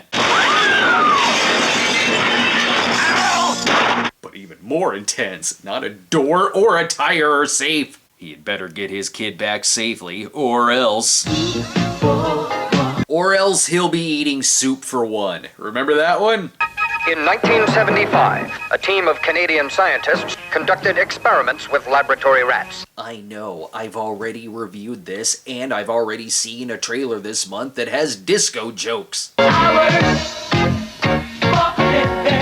However, this movie, way better than Partners. It's even the better non-Woody Allen movie. Woody may have turned down Partners, but Soup for One is all the neurotic Woody-sploitation movie you need. The movie was honestly a lot better than I thought it was gonna be. It's helped by the great comedic timing of Saul Rubinek and the genius of Garrett Graham, and it's a clever film too. It plays along like you're watching an old rom-com that seems to dish out bad advice and has its characters do creepy things, but when it gets to the end, you realize that's the entire point. It's a movie where he does have the realization of, oh shit, what I'm doing is wrong. This isn't how a real romance should go. Maybe I shouldn't row away from a bad date, even if it makes an amazing poster.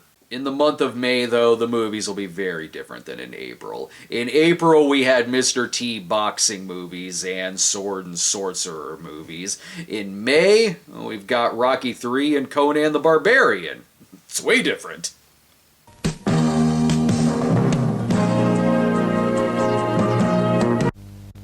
May is starting out as a very dangerous month, people. We should have seen these warning signs all along. Hence why we have the thriller Death Valley, which also features Edward Herrmann. See, even a little sex will lead to a knife-wielding maniac. They're in good hands, though. The killer will get his eyes shot out. And if he turns into a puppet or a doll, we have puppet masters Paul Lamont and Child's Play's Catherine Hicks. It's a good thing, too, given how unreliable some of these characters are.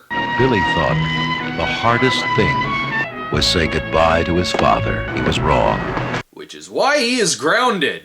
He thought meeting his mother's new boyfriend would be even harder. He was wrong again. Is this damn kid right about anything? The film is about a divorced mother, her kid, and her new boyfriend vacationing in Death Valley with a killer on their trail. And when the sunlight dies in Death Valley, he will come. He also has some very weird fetishes, apparently. This movie is a trip. It's like watching poor Ralphie stuck inside of one of his own fantasy sequences, and there's not a Red Ryder BB gun in sight to save him. If only the name of this place could have given them a clue. Death Valley was a great place for a family vacation. I highly doubt that. Until the tourist business started dying. I blame the ghost cars. See, May is all about telling me where not to go. Okay, fine, I'll stay out of the desert and out of space. Forbidden World is classic Roger Corman. You can tell right away from the trailer having the alternate title. The movie uses James Cameron's leftover sets from the Corman-produced Galaxy of Terror from a year prior, and it's directed by Alan Holtzman, the editor of Battle Beyond the Stars, which this movie uses stock footage of. It's a tale of space anuses and what else? Held in an icy grip of fear by a weird biological mutation. Whatever it is super weird. Part alien, part human, all nightmare. But mostly alien. We really want you to be thinking about Alien when you see this. Hell, this movie loves its exploitation feel. Half of the trailer has nudity in it, and some shots look like a women in prison movie. I'm gonna tell my kids that this was Prometheus, but it should be in 3D. I'm surprised it's not. And after the desert and the Forbidden World, thank God this week we have a movie called Paradise. I hope they don't mean that ironically. It was another world and another time. A time when women were sold for a price. Great. It's still about a forbidden desert where horniness is the most dangerous animal. A world where beauty was something men killed for. Wow, so many love letters to the 1950s this year. The film stars Willie Ames, Phoebe Cates, and missionaries. He was the son of American missionaries. Vengeance is mine, saith the Lord! Look, we didn't say they were good missionaries, but I am certainly shocked that the origin story for Bible Man is this dark. Paradise asks the question of what if the Blue Lagoon took place in the desert? I've not actually seen this movie, but as a kid, I saw the naked shots of Phoebe Cates from it, which I think is the case for a lot of people. Though I will easily take this over the Blue Lagoon. Did Blue Lagoon have its hormonal teenagers stalked by a villain from Team America World Police? I think not. You know what really could have protected these kids in the desert? Conan the Barbarian! Fire and wind come from the sky. From the gods of the sky. Why do I still feel like I'm watching the trailer for Paradise, only on a bigger budget? And in the darkness of chaos, they fooled Crumb, and they took from him the enigma of steel. Just tell me whether or not he has a three-bladed sword. Damn, there was more sword death this year than dead teenagers. From director John Milius and co-writer Oliver Stone, and sets by Ron Cobb of Star Wars and Raiders, the movie brings Robert E. Howard's Conan to life. And with beautiful scenery by cinematographer Duke Callahan, who also shot a lot of Miami Vice. And it goes without saying it led to Arnold becoming a worldwide success as a leading man. Witness Conan's bravery of posing in different shots for the movie poster. This film does not skimp on the sex and violence, as Conan searches for the evil Tulsa Doom, leader of the snake cult. See, if Conan was here sooner, he could have defeated all of those snakes from January. Though this one has way better snake puppet effects. It is so hardcore it stabbed right through the title, and its success would lead to the sequel, Ator the Fighting Eagle, obviously. Well, with some of these movies so far, who could have predicted our next film would be called Death Screams? I feel like several of the movies this month could have also been called Death Screams. Hell, look at the poster. The last scream you hear is your own. Too bad the other movie said that even that scream will be killed. This slasher flick is about a group of friends who are down to party. Come on, you guys. It'll be a night that'll go down in history. I feel like this is either the beginning of a slasher movie or the beginning of a Thief in the Night style rapture movie. Nope, it's a slasher, where they're stalked by a machete-wielding killer. Wow, that sounds original. I still want to watch it, though. I'll take that movie over The House Where Evil Dwells. They were strangers from the West, learning to live in harmony with their new home. Oh great, another sequel to The Grudge. I know that with a title like that, it seems like it should be an underrated scary movie, but it's really, really, really, really stupid. Excellent. Imagine if Ghost Samurai from a Scooby-Doo cartoon wreaked havoc on Edward Albert and Susan George. That's the house where evil dwells. When I watched this movie years ago, I couldn't tell if it was a comedy, but I knew for damn sure it wasn't scary, because nothing will prepare you for the unholy terror in our next film. The sun'll come out tomorrow. And the sun stands no chance in the Death Valley. Oh wait, my bad. It's the wholesome musical shenanigans of Annie. It's nice to know there's still someone you can count on. A freaking fist! Directed by John Huston, the film is about the hard-knock life of Annie, a singing and dancing orphan, surrounded by the hilarity of Carol Burnett, and adopted by Albert Finney as Daddy Savalas. And hey, Edward Herrmann is here too! He likes Annie better. He didn't send her off to the Death Valley, and he created the New Deal, 10% off orphans! While getting mixed reviews, I always see it being remembered pretty fondly. It was always popular when I was growing up, between the memorable songs, and, Tim Curry is there. If it's got Tim Curry, it's gonna find a fan base. The movie is one of those cases where it did make money. It was the 10th highest grossing movie of the year, but with its big budget, it couldn't quite make much of a profit for Columbia Pictures, despite putting a smile on our face. She'll put a song in your heart and a smile on your face. But the dog, however, shit on my floor! Though it was a more successful musical for Bernadette Peters than 81's Pennies from Heaven, and speaking of, right around the corner, it's another Steve Martin movie. This one also did better than Pennies from Heaven, and it's still a bummer that movie didn't do well. I'm telling you, it's a good movie! And so is this one. Dead Men Don't Wear Plaid reteamed Steve Martin with director Carl Reiner after The Jerk, as it's a collage film where Martin and other actors are inserted into a ton of film noir classics, all owned by Universal, only in this case... Comedy! Comedy! And drama. It's mostly comedy with only a little shaving off the tongue drama. You could definitely watch it along with some other comedy edits, like what Steve Odekirk did with Kung Pao, or Woody Allen's comedy dub What's Up Tiger Lily, and it was a decent hit box office wise. But like how a lot of movies this month could be called death screams, I think pretty much any vigilante movie around this time could be called Fighting Back. Hell, just put Charles Bronson or Robert Ginty on the poster, and you'd still be good to go. This one, however, stars Tom Skerritt as the vigilante. John D'Angelo has lived in the same neighborhood all his life. And he's about to give some punks the kiss of death. This used to be a nice, safe neighborhood where there were good, patriotic election rallies on every block. But then something changed. From the kind of place you'd want to raise a family to a dangerous, crime-infested battlefield. I blame the snake cults. Who can save our streets? Beware, because John D'Angelo is declaring his own personal war.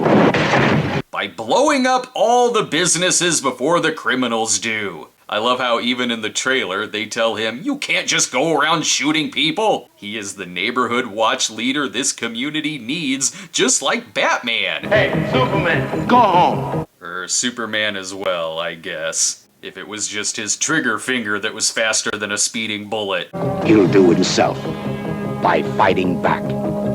Whoa, death vengeance? Even the title Fighting Back was kicked out of this neighborhood. God, already we need another nice, heartwarming movie with very little vengeance or death screaming. Now this is really good. I'm really enjoying myself.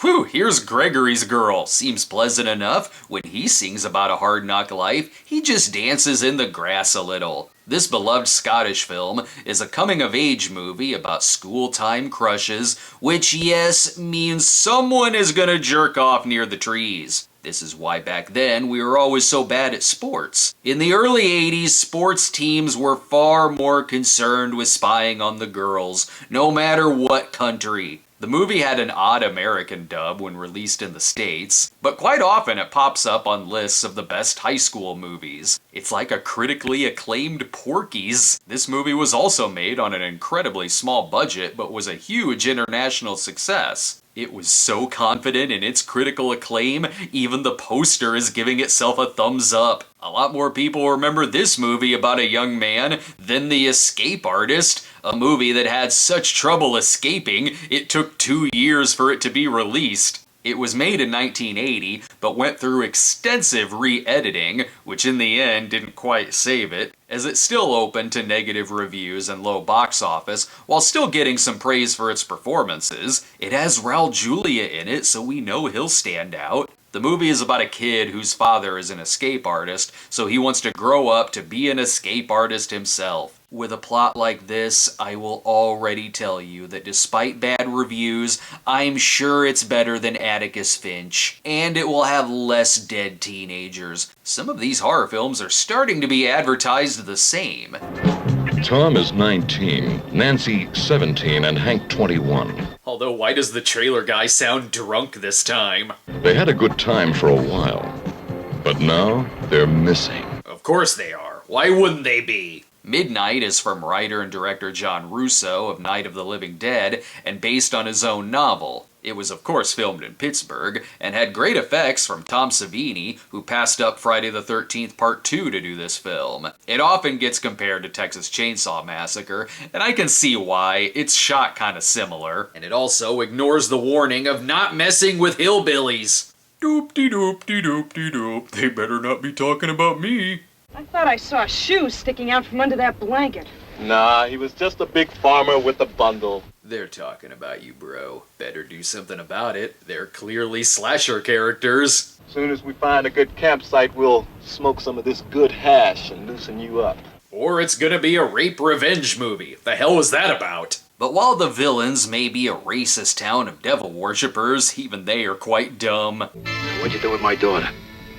Well, she might be right in front of you. Oh good, piss off Lawrence Tierney. That'll end well. I have seen this movie. You know how there's a lot of movies you watch because you like the poster? A buddy of mine had the poster for this framed, which did make me want to see it. I barely remember anything about it, but I don't remember disliking it. I love how the trailer is mostly the trailer guy calling our leads dumbasses for staying.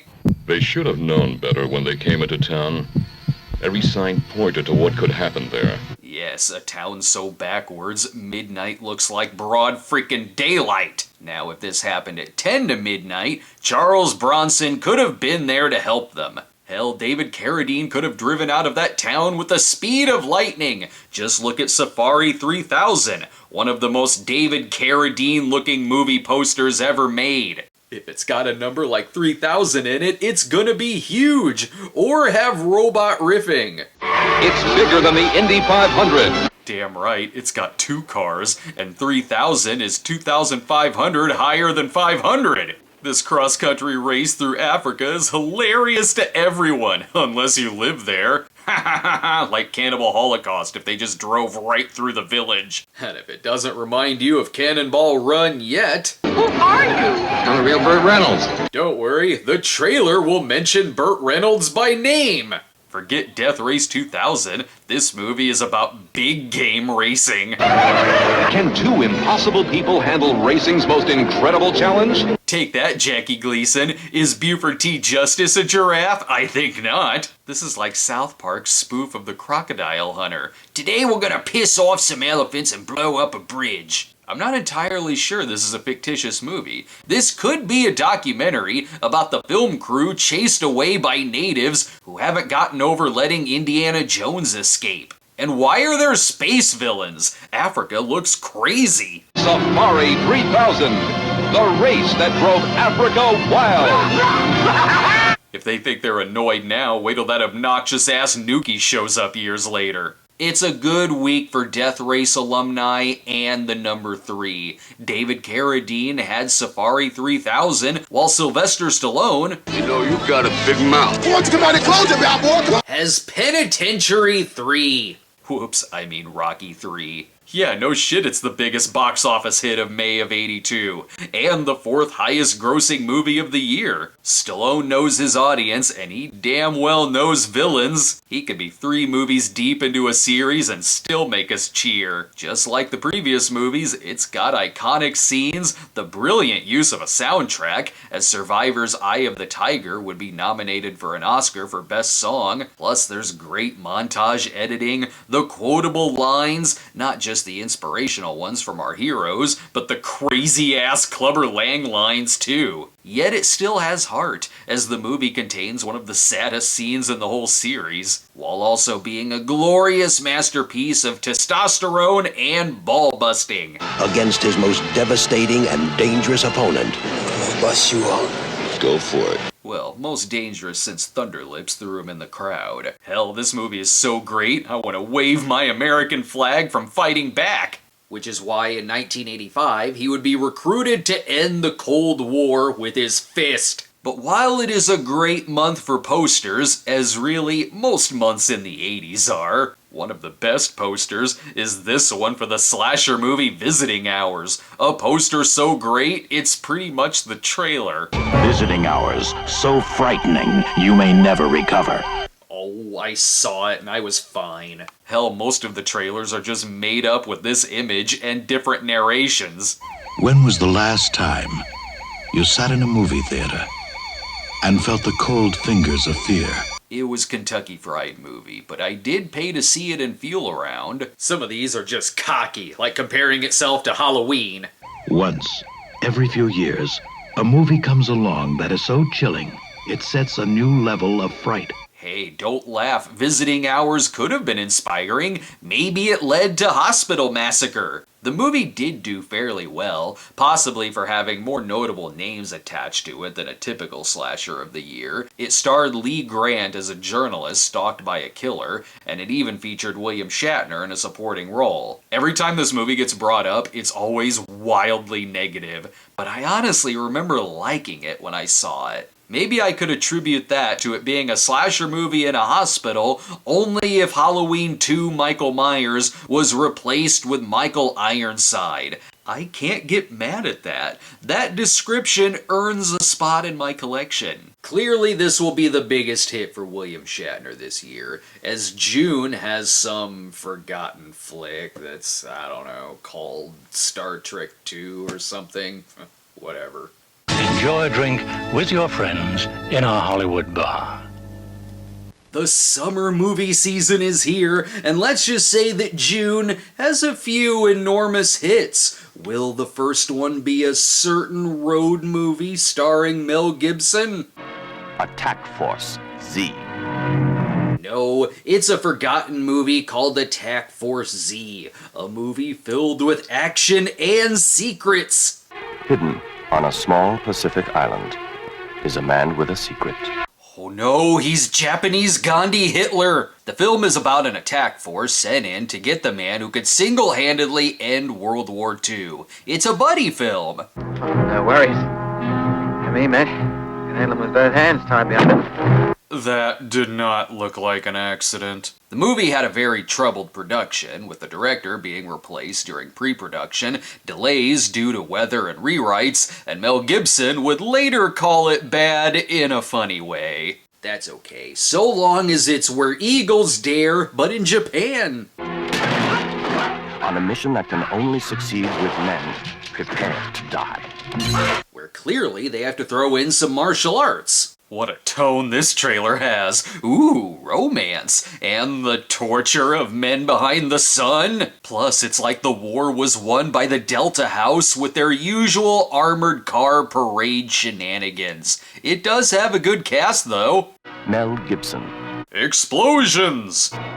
Sam Neill. And more explosions! But this will not be the most explosion-heavy World War II movie this year. More on that when we get to September. 1982 also gave us the wider release of The Chosen throughout the year. It's gonna be good because it mentions other good things. Not since Fiddler on the Roof has there been a movie with this kind of feeling. What, you didn't feel like dancing during the dorm that dripped blood? Not since Breaking Away as a story captured this kind of friendship.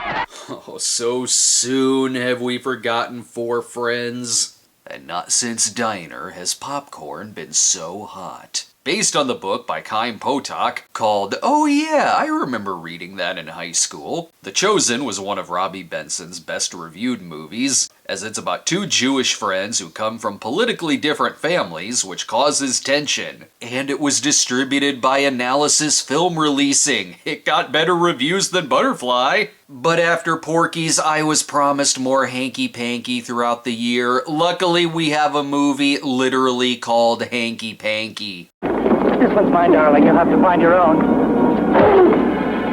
And if the Hanky Panky leads to slasher killers, she'll be good at dodging them. After the huge success of Stir Crazy, Hanky Panky reunited Gene Wilder with director Sidney Poitier, and was supposed to also star Richard Pryor, who passed it up. The part was rewritten and recast with Gilda Radner, which is an odd bit of trivia. It is a real love story, though, as it's the movie where Wilder and Radner first met and fell in love off set. And it's a movie where he's wanted for a murder he didn't commit, so it also reunited Gene with the plot of Silver Streak. Only the train dropped out, but the plane sequence stayed in. Despite the names attached, it was a bomb, even though the trailer promised us things. Heroes, villains, and explosive comedy. But what about the Hanky Panky? A crazy, mixed-up comedy adventure. Thank you. At least someone grabs an ass in this. Look, I swear this month has several big hits. I hope this next movie is one of them. Clearly it is. Poltergeist is a heartwarming tale of suburban family life. The house looks just like the one next to it. And the one next to that. Well, that sounds like a boring neighborhood. Clearly this town needs a ghost. With their 3 children. And something more. Oh my god, the Lord Jesus is about to bless them with the HBO Cinemax package. Now we don't have to talk to each other. Remember last night? Do you remember when you woke up and you said you were here? Well, who did you mean? Who's here? She's quoting the classic line from Poltergeist, obviously. It is the biggest warning against TV addiction until Batman Forever came out. And before Disney Plus started putting Star Wars references in everything. Poltergeist was the 8th highest grossing movie of the year, and was directed by Tobe Hooper and produced by Spielberg, where for decades it's been debated who fully directed the movie, since Spielberg contractually couldn't due to directing E.T. Now Steven Spielberg crosses a frightening new threshold. But the trailer sure is advertising it like Spielberg directed it. The film is great, with special effects and scares that still hold up to this day, and was so successful it became a franchise, with 2 sequels, a TV series, and a remake, none as good as this, for obvious reasons. Poltergeist. It knows what scares you. It knows what scares me. Oh, great, it's gonna be about mole people. And I was way wrong. It turns out that Star Trek II was a more successful 1982 Shatner movie than Visiting Hours. This one has far more wrath. Beyond the human evolution is Khan. You're supposed to scream that name. Left for dead, he has survived. Because obviously he is one of sci-fi's best villains. Considered to be the best Star Trek film, Star Trek II was a complete reinvention of the movie series after critics weren't so keen on the first film, and it even acts way more as a sequel to the Season 1 episode Space Seed. I honestly still really like motion picture, but goddamn, this movie is great. It isn't a movie that I grew up with, though. I didn't get on the Star Trek train till my 20s, but it's such an iconic film that you can fall in love with it no matter how early or late that you see it, thanks to these lines. I've done far worse than kill you. I've hurt you. Really, you just need to put those lines in the trailer and I am sold. Wow, between Spielberg movies and space movies, what in the hell can compete with these films next? E.T. the Extraterrestrial. Obviously a Spielberg movie with space. You better believe this will be one of those trailers that references previous movies, only this one didn't bomb. In 1975, he directed Jaws. But did he see Jaws of Satan? In 1978, he directed Close Encounters of the Third Kind. It doesn't mention 1941, which is sad because that's still one of my favorites. The trailer starts out like a horror film, which kinda works since the movie sort of starts that way. And that works for my wife too, since to her it is a horror film since she has an E.T. fear. Not me. I still have my toys, which my wife will not let me sleep with. From the direction, to the humor, to the sadness and heart and musical score, it is the perfect family film in every way imaginable. And it's best to celebrate the 40th anniversary of it, and not that 20th anniversary edition. E.T. wasn't just the highest grossing movie of the year, but it surpassed Star Wars as highest grossing movie of all time, plus was nominated for 9 Academy Awards, but losing Best Picture to Gandhi. It feels weird talking about the actual movie after years and years of talking about the porn parodies. That is a lot of hits in a row. I can't wait to see what the next movie is. Grease 2, The Feeling Goes On Forever. Well, that was a good run. Oh, this is going to be a wonderful year, Blanche. Oh, wonderful. It's gonna bomb. I joke, but I don't mind this movie. Yeah, it's the first one again, only with the sexes reversed, and I adore the first film. Yeah, I grew up in a Grease household, but sometimes it's okay to say, you know, I'm in the mood for Grease 2, and all its scandal. I'd like to see all of you in music appreciation this year. You just might. Don't bang your students. Ooh, it's got the naughty jokes of the first. It's better to play with a group than with yourself. And don't have school orgies. Despite being a bomb, it did get a fan base over time. I know a lot of people who like this one better than the first. It's notable for launching the careers of Michelle Pfeiffer, Christopher McDonald, and Maxwell Caulfield. And it still does have very memorable songs, whether it's Cool Rider, the bowling one, the one about sex ed, and that one about putting out for your country. Some sound a little familiar though.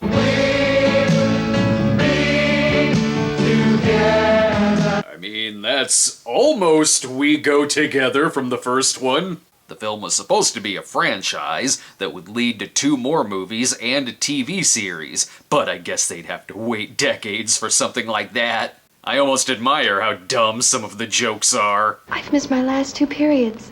That's all right, dear. You can make them up after school. They're so dumb, but I did laugh. But enough with the blockbusters, there still has to be a slasher film in the mix. How popular were forests in slasher movies? Here's one just called The Forest. There's something following us. There's nothing out there, it's your imagination. I suppose you're right. I bet nothing happens to them. Wow, I was wrong. They died. The Forest is about a cannibal who lives in the woods and kills hikers to eat them.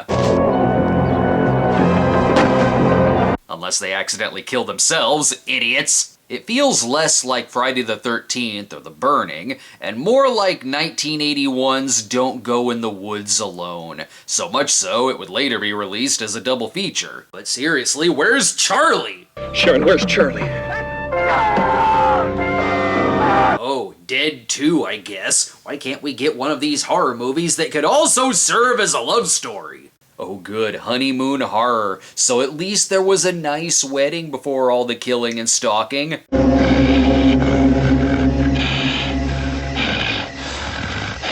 How do you not hear that? The movie is about a few couples who go to Honeymoon Island for a nice romantic getaway until the killer turns up. It was the only movie for director and co-writer Harry Preston, and all I can think of when I see this title is that in 1986, the one guy was very happy who said to himself, I need a combination of my 2 favorite 1982 movies, Hanky Panky and Honeymoon Horror. It'll be the next film that's about family life after surviving a honeymoon horror. I had a lousy day today. I've turned 42. I fired a director. I beat my kids. Good. Beating children could have spared some lives in the forest. Author was a much different kind of role for Pacino, who plays a divorced dad raising his kids, and is an autobiographical film for the movie's writer, playwright Israel Horowitz. It's one of those post-Kramer vs. Kramer divorce movies, but a lot more lighthearted and funny than, say, Shoot the Moon. It didn't do very well box office-wise, and only got mixed reviews, and in this era of Pacino movies that underperformed, it was definitely Cruising that got the huge following afterwards. But for Pacino fans, it's worth checking out to see him play a funny dad role. It's what Michael Corleone's life would have been like if he didn't go into the wrong kind of family business. However, the trailer guy is getting a little lazier this time with the cast names. Al Pacino, Diane Cannon, Bob and Ray, and the kids. Who does it have in it? I don't know. Al Pacino, Bob, Ray, the kids. But while Pacino is playing with the family, Eastwood is still killing people, with a jet this time. The Plane Firefox, the most devastating killing machine ever built. And it's a good web browser. In this Cold War thriller, Eastwood is a pilot who has to steal a jet fighter because he's the best. The man, Mitchell Gant, the most daring U.S. fighter pilot ever to fly a plane. I mean, until Tom Cruise, that is. Due to its locations and spectacular effects, it was the biggest budget for a Malpaso movie, and it did bring in double its budget at the box office, because the trailer has a fantastic Great Mother of God! Great Mother of God, he's up! They didn't say they were sending in Eastwood! This movie goes the full let's see what this baby can do. Let's see what this baby can do. Sure, with all the Cold War stuff, it could be seen as a product of its time, but I don't know, I just have a hunch we may be seeing more Cold War movies in the future. Especially if the next one has anything to do with it. 12 hands, 12 feet, 24 reasons to die. And 24 reasons to say one for Kill Squad. Good lord, look at that poster. They're beating up on this poster even more so than Dolomite. As for what it's about, I don't know, assembling a kill squad? Assemble a squad. Not a person or a car is safe, apparently. With the music in the background, if you put this much waka chicka in a movie, someone's getting their ass beat and posing for action shots. Yeah, I got a knife, asshole. My god, I honestly have no idea what's gonna happen next in this trailer. Kill Squad. How in the hell did that just happen? Is this even a movie, or did a crew of stuntmen just get drunk and start beating on each other? Seriously, did someone accidentally fall off a roof? This is not the orgy promised to us in Grease 2. The greatest practitioners of martial arts alive in one orgy of destruction. Jesus, there's more cars put in danger here than in Safari 3000. Who on earth would mess with these people? Mess with them. And you mess with death. I still don't know what the hell that was about, but I know I gotta see it or else my car will explode. Now, one of the best weeks of June of '82 would be the week of June 25th, because talk about dismissed movies appreciated in the future! I wasn't in LA a few years ago, but I'm guessing some stupid reality show happened. This is, of course, Blade Runner, and already you can see how this is one of the most influential sci-fi films of all time, with a cool-as-hell hero. I need your deck. Eastwood, the Firefox, and the Kill Squad are all very busy. But we may not have Dirty Harry, but we've got Dirty O'Neill. That works. Just what is a Blade Runner? A Blade Runner's job is to hunt down replicants, manufactured humans you can't tell from the real thing. Okay, but where does the ice skating come in? I still don't know how this had mixed reviews at the time. I was looking for 6 replicants in a city of 106 million people. Oh, well, it is the narration version.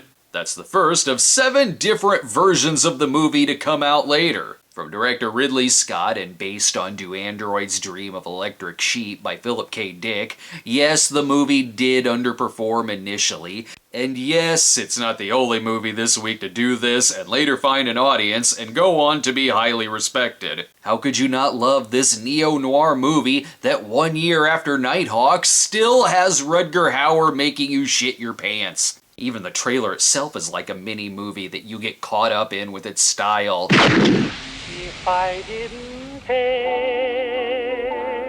How did Porkies do better than this? And I say that as someone who likes Porkies. But going back to the HBO Cinemax package, no need to fear, Blade Runner. That package will be God's greatest gift to movies not appreciated in their theatrical release. But before we get to the other wildly influential box office disappointment released this week, there is another one that sort of fits that bill with Megaforce. It was a bomb. It is a cult film that did find a bigger audience than it had in '82. It is kinda awesome, and did inspire some things like Team America World Police, more so than Paradise did. It has more explosions than Paradise.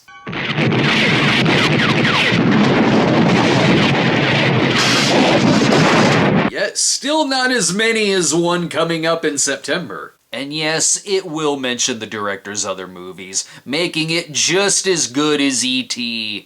From the director who brought you Smokey and the Bandit, Hooper, Cannonball Run. Don't worry, it's not Stroker Ace. This movie is like a live-action version of every Saturday morning cartoon from the 80s.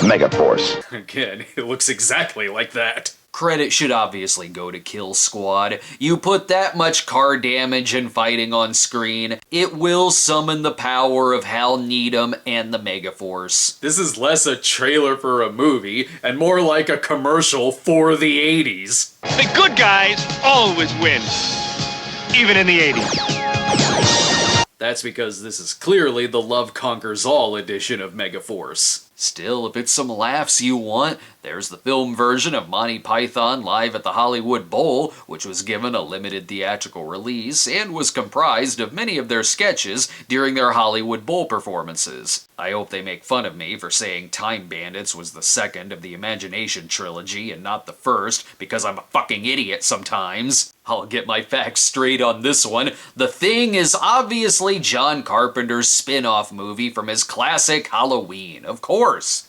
Wait, I may be getting that wrong. What's happening here? For 100,000 years, it was buried in the snow and ice. Now it has found a place to live. Oh right, the original, much darker version of Encino Man. It's crazy this is out the same week as Blade Runner. Talk about not being appreciated in its release. This movie was straight up hated. Critics called it gross, nihilistic, junk, excessive. What? Did they think it was supposed to be E.T. again? Well, maybe. One of the reasons they think it was so dismissed was because of how wildly popular and optimistic E.T. was. So maybe the world wasn't ready for this darker alien movie. So soon have we forgotten Forbidden World. But even at the time, it was praised for Rob Bottin's effects work, still considered to be some of the best practical effects put on film. And like Blade Runner, it would go on to become one of the most influential sci-fi films of its time, which would later spawn video games and comics,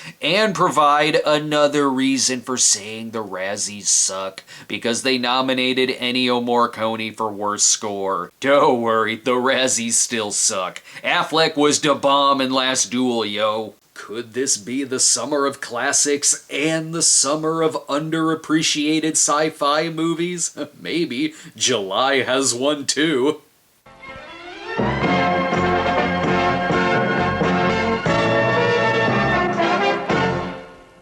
As we enter July, we must take this opportunity to go back to May. Pray that he's out there. And by that, I mean we go back to Christmas of 1981. As George Miller's The Road Warrior was released in Australia in '81, but got its US release in May of '82. However, I represent Springfield, Illinois, which usually takes a couple of months to get a movie like this, so best talk about it in July. I may be calling it The Road Warrior, but I think it might have been called something else elsewhere. Max 2.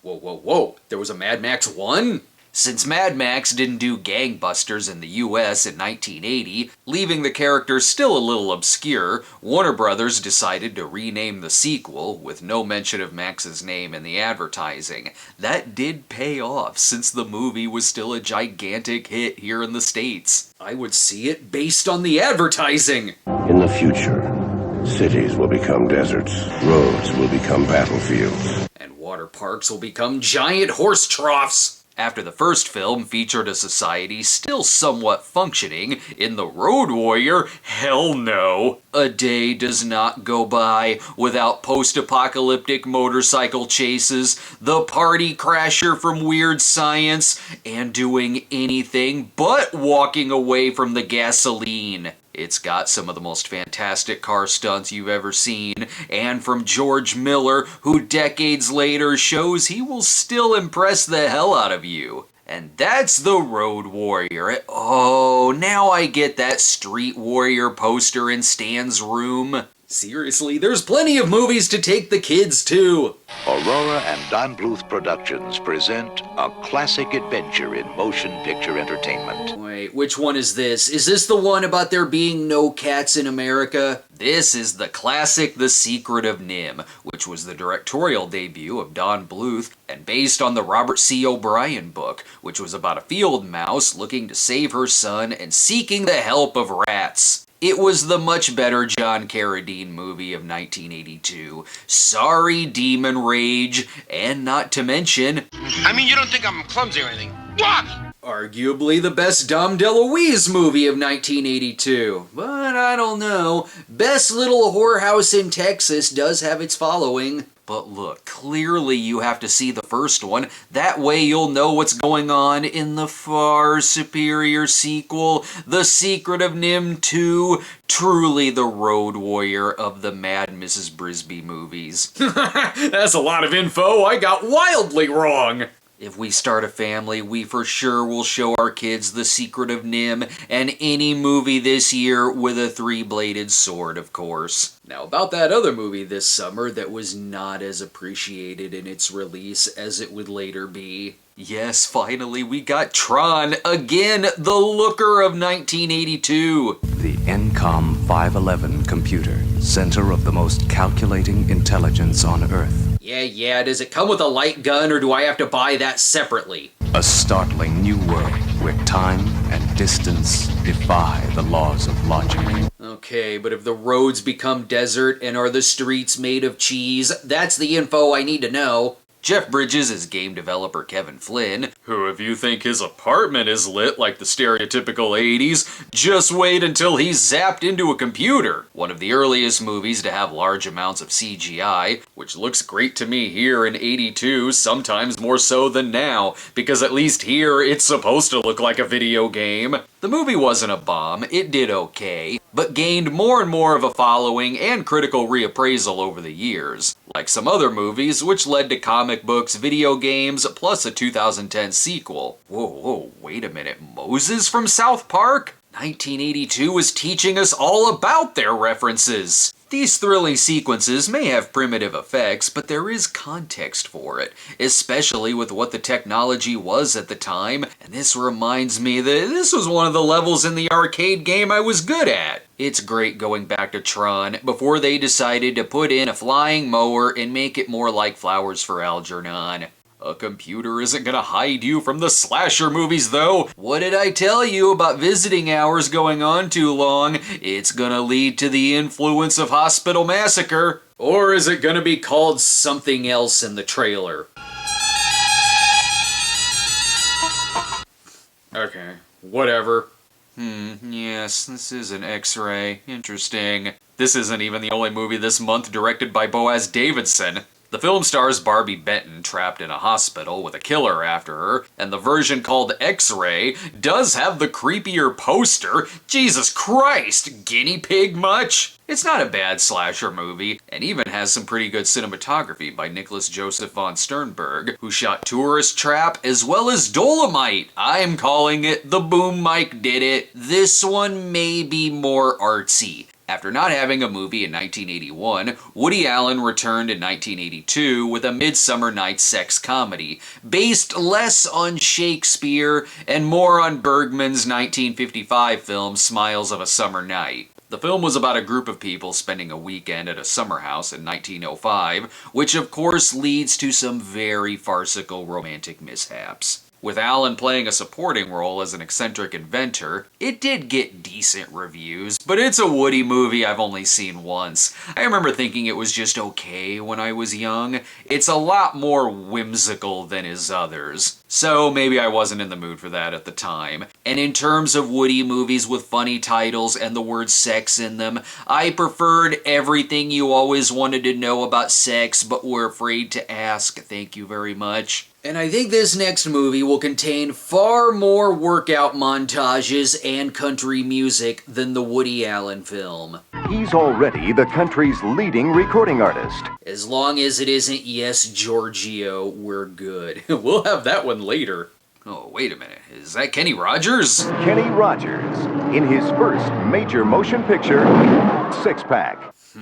I don't know. Are you sure this doesn't star Burt Reynolds? Rogers stars as race car driver Brewster Baker, who I'm sure is a gambler who checks in to see what condition his car is in. And one thing leads to another, and now he's taking care of a group of orphans. As long as it features some scenes of them driving away from Old Smoky, then we're good. There sure is a lot of sass in this movie, like a southern fried version of Bustin' Loose. Though it did decent enough for there to be a TV version in 1983 starring Don Johnson. I may joke about this being a Burt movie, but trust me, when you get to 1983's Stroker Ace, you're gonna miss the hell out of Six Pack. Kenny's not bad in the movie either, and if you think the movie is good, wait till you try his chicken. It'll also do something to your heart. They're gonna steal your heart. Sorry, Annie already stole it. I'll just take the chicken. Guess we got the good old boy movie out of the way. Now back to the sex farces with Summer Lovers. In case you've already forgotten A Midsummer Night's Sex comedy. The movie is directed by Randall Kleiser, who directed the first Grease movie, but did not direct the Summers Grease 2. Don't worry, like Grease 2 though, this one also got bad reviews and somehow made even less money. It's a threesome comedy that certainly promised more nudity. It's another trailer where I can only show about half of it. Really though, we just want you to buy the soundtrack. It's hard for me to say I'm sorry. It is Chicago and Pointer Sisters approved, as it features both Hard to Say I'm Sorry and I'm So Excited. And yes, it plays I'm So Excited in the trailer too, obviously making this whole movie a fantasy sequence inside of Clark Griswold's head. I can't even show you when the title comes on screen, but rest assured, it's that early 80s trailer trope of a scene for the movie shrinking into a smaller box so we can show the title. Again, like Grease 2, or The Seduction. I'm also learning that if a trailer did that, usually it bombed or got terrible reviews. Even more forgotten is a movie that did fairly well and has a damn funny poster. It's called Young Doctors in Love and is a satire of medical soap operas. For the next 12 months, you will learn to hate my guts. Oh, we're used to hating Dabney's characters in movies by this point. I grew up on enough medical dramas to be sold here. A comedy with stripers, virgins. Whew, but I'm not used to hospital films this summer not containing a slasher killer. Hell, I don't even know if it'll go the full Pandemonium. Oh, Paul Rubens! That's who else I recognized from the Pandemonium trailer. Back to Young Doctors in Love, directed by Gary Marshall and produced by Jerry Bruckheimer. It has nurses on skateboards, sex on the operating table, chucking patients out of their beds, and the trailer has music from Caddyshack. That means it'll be comedy gold. Hey, what's that? Boom mic? Did a certain Dolomite cinematographer shoot this movie too? Starring comedy legend Michael McKean and featuring Sean Young, Harry Dean Stanton, Patrick McNee, and a lot of falling down. There is no cure. still more realistic than Grey's Anatomy. Now, as I said a moment ago, if The Secret of Nim wasn't the best Dom DeLuise 1982 movie for you, Don't touch that dial! you've still got the best little whorehouse in Texas. Maybe Grandpa will be there. It's a way more successful Burt musical than At Long Last Love, another movie I liked and no one else did. And it stars Dolly Parton, hot off her success of 9 to 5, and with the same director, Colin Higgins. Based on the 1978 Broadway musical, it's for if you love the Bart After Dark episode of The Simpsons and thought, I want to see a whole 1982 movie of that. Hell, if you use this much split screen, you can probably show the whole movie in the trailer. Not that it matters. Let's just say, I'll be there opening weekend, guaranteed. It's the movie that dethroned E.T. from the #1 weekend spot after 6 weeks on top, and was at the time the biggest weekend for a musical, plus the top-selling musical film of 1982.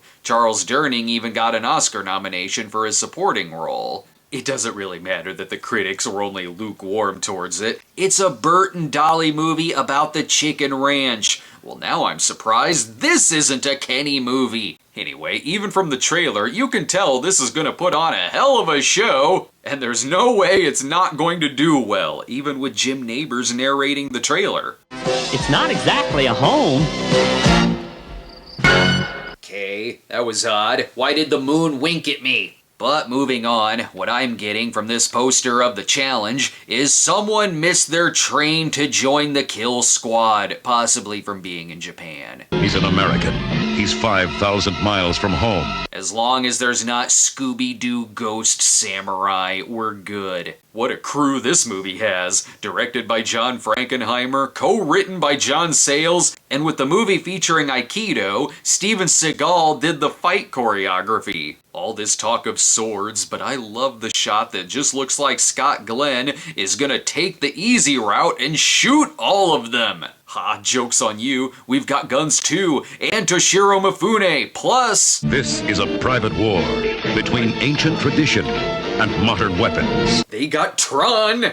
You'll have to forgive me, I'm not over that hair, which seems to imply this is a tall tale told by Anton Chigurh about his own backstory. So many cliffhangers in this film. The challenge of brother against brother. The challenge of women. No more will we get our dicks chopped off, which I'm surprised hasn't happened to Seagal at this point. What is the plot here? Not that it matters. The challenge of honor, tradition, and vengeance between brothers. And Scott Glenn! Hey, I'm here too, damn it! I love the movie titles they use before an actor's more well-known roles happened. Scott Glenn, star of Urban Cowboy.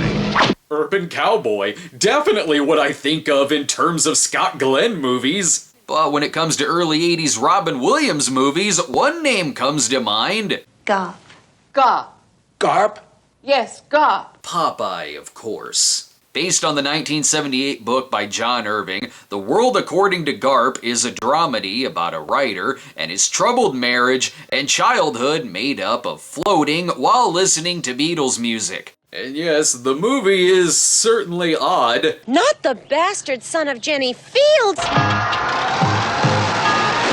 Happens to the best of us. Really, this is a damn good Robin Williams movie, but there is one thing I'll always remember from it. Maybe too much information here, but I'm not the biggest fan of Roadhead, and I guarantee you if someone says that, 9 times out of 10, it's because they saw The World According to Garp. And if you thought that our heroes from Porkies needed the added power of science, luckily you've got Zapped, starring Scott Baio, Willie Ames, and floating objects. It was Peyton who knew exactly what to do with it. I can make things fly around. Clearly this is another universe that tells us a different origin story for Bible Man than Paradise did. With these powers, they can gamble, which I guess this means he wins? He can make his dad's drink spill and open girls' blouses. Oh, I'm kidding. I'm sure it's respectful. I don't want you to do anything you don't want to. You don't?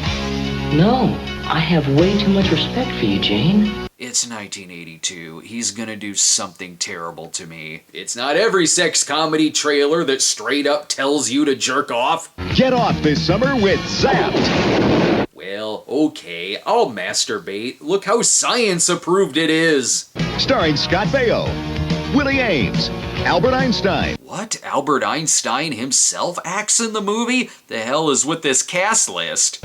One spaced out Vulcan, one spaced out dummy. A team of professional exorcists. But does it contain Bob and Ray and the kids? And there we have the movie that shows exactly why Charles should never have been put in charge. There will be more gentlemen in the next movie. I'm assuming so, since the word gentleman is in the title. An Officer and a Gentleman stars Richard Gere as Mayonnaise, who joins the Navy and falls in love with, Urban Cowboy's Deborah Winger. It's worth watching for a ton of reasons, not the least of which is the amazing supporting role from Louis Gossett Jr., who won the Oscar for Best Supporting Actor. Imagine Stripes with significantly less mud wrestling and more Joe Cocker on the soundtrack. It had a limited release in July before a wider release in August, and would go on to be the third highest grossing movie of the year. And not only that, but it's also quotable as hell. I got nowhere else to go!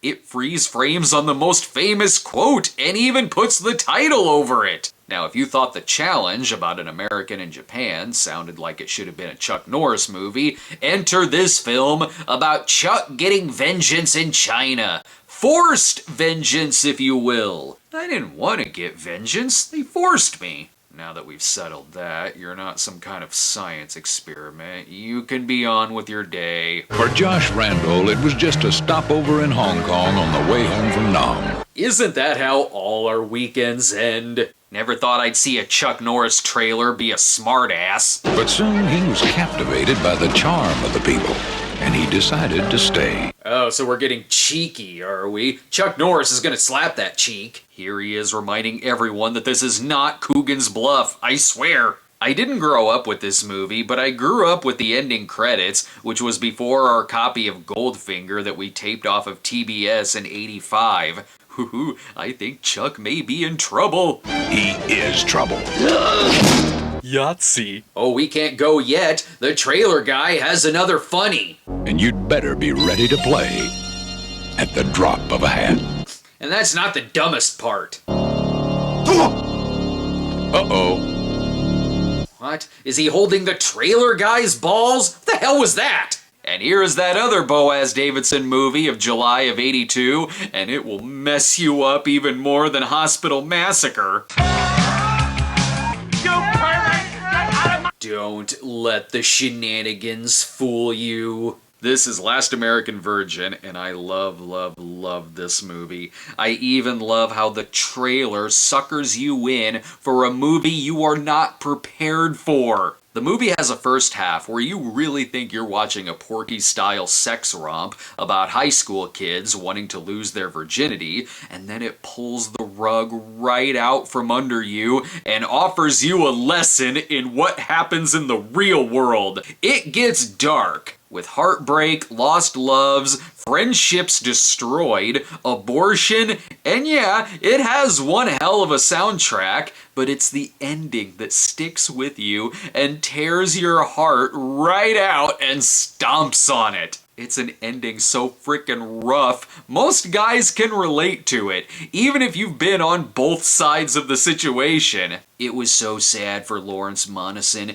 Jason Voorhees had to put him out of his misery in 1984. Here, I'll put it like this. The next movie is Night Shift. Imagine if it was just Night Shift for the first half, and in the second, it was Vice Squad. Kidding aside, Night Shift is great. It's a comedy so memorable that when the trailer plays Jumpin' Jack Flash, I'm instantly laughing at the scene where Keaton is singing it in the film. Directed by Ron Howard, the movie stars Henry Winkler and Michael Keaton as graveyard shift morgue attendants who decide to become pimps, and it's hilarious. It was the first big movie role for Michael Keaton, who steals the film, and it had early appearances for Kevin Costner and Shannon Doherty. But I gotta give a shout out to the really underrated theme song by Quarterflash. Night Shift is a perfect combination of screwball comedy and an early 80s Times Square sleaze flick. And there will probably be less hookers and ass biting in Tex.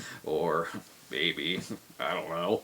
Believe it or not, Tex was a little controversial. The movie, based on the book by S.E. Hinton, is about two brothers making it on their own after their dad leaves and mom dies. And along with Watcher in the Woods, it was Disney breaking out into some edgier material, in that it had a PG instead of a G, and had some profanity and drug use. It wasn't a runaway hit at the box office, but did get positive reviews, even if it didn't traumatize us as much as Last American Virgin. While Jason Voorhees may not kill Lawrence Monason this year, coming up in August, Jason still kills a handful more people.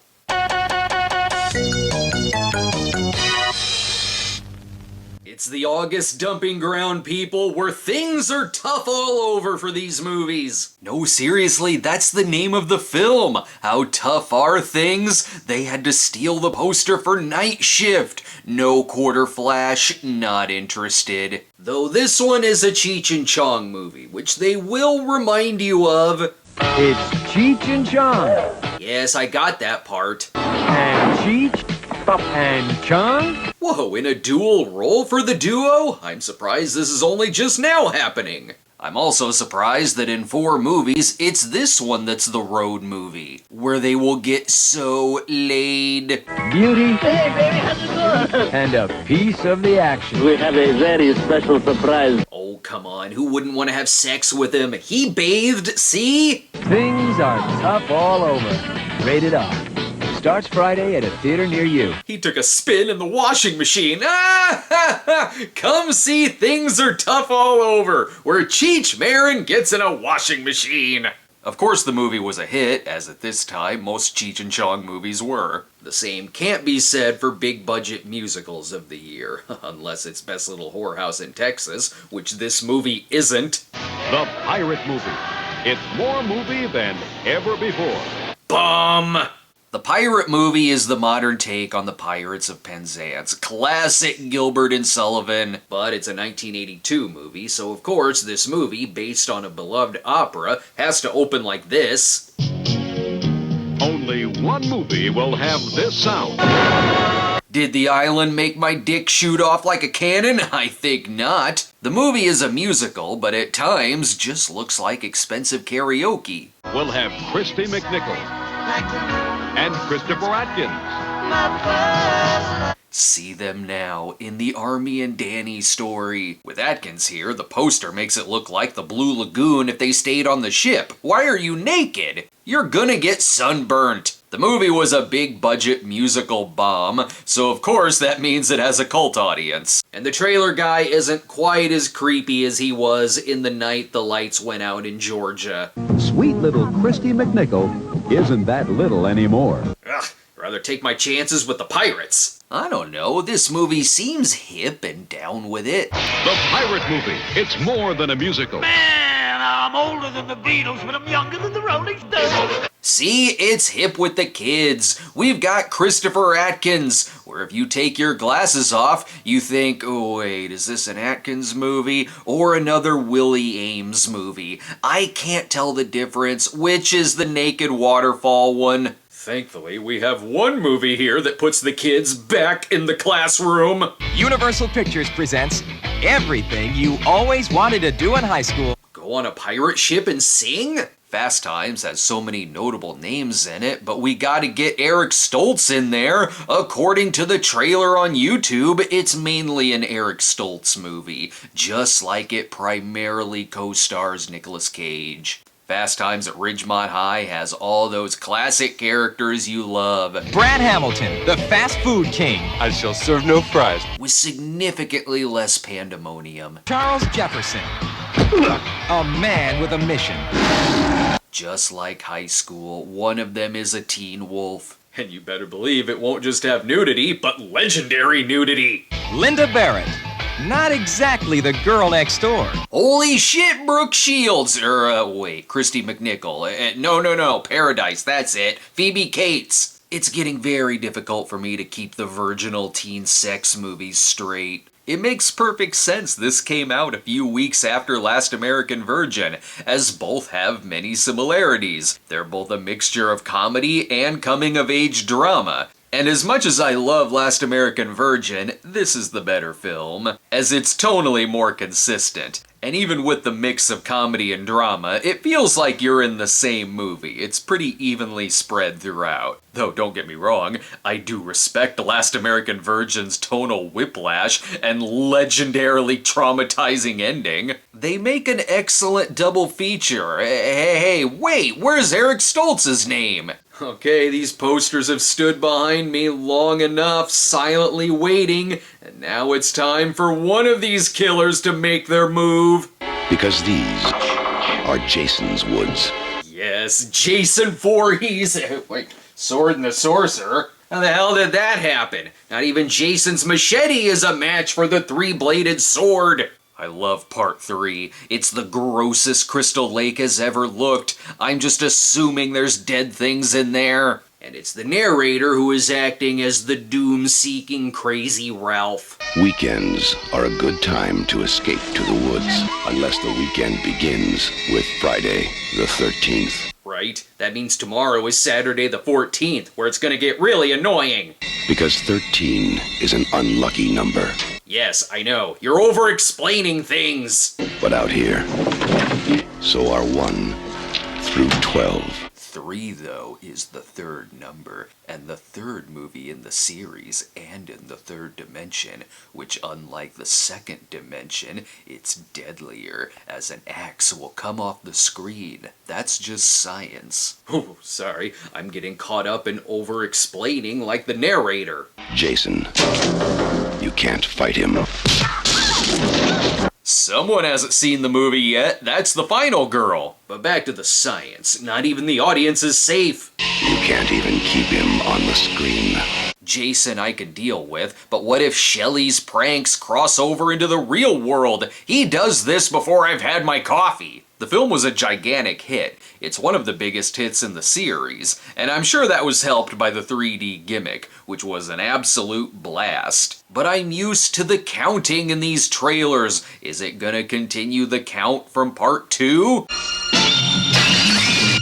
What? It's starting over? Is this even the same counting continuity of the second film, or is it a counting reboot? Not only does it open on Friday the 13th, but you can also watch it with Jason in the woods. Until he actually does shoot your eye out. We got a one-up on you, Death Valley. Look, we may be a couple years into the 80s, but if you ask me, it's not officially the 80s until we have a Molly Ringwald movie. And here she is, plus got a Golden Globe nomination for Best New Star. Even Molly is surprised by all the stars she's gonna meet. I just saw John Travolta down there. Who's John Travolta? You didn't ask him about Moment by Moment, did you? God, you're embarrassing me.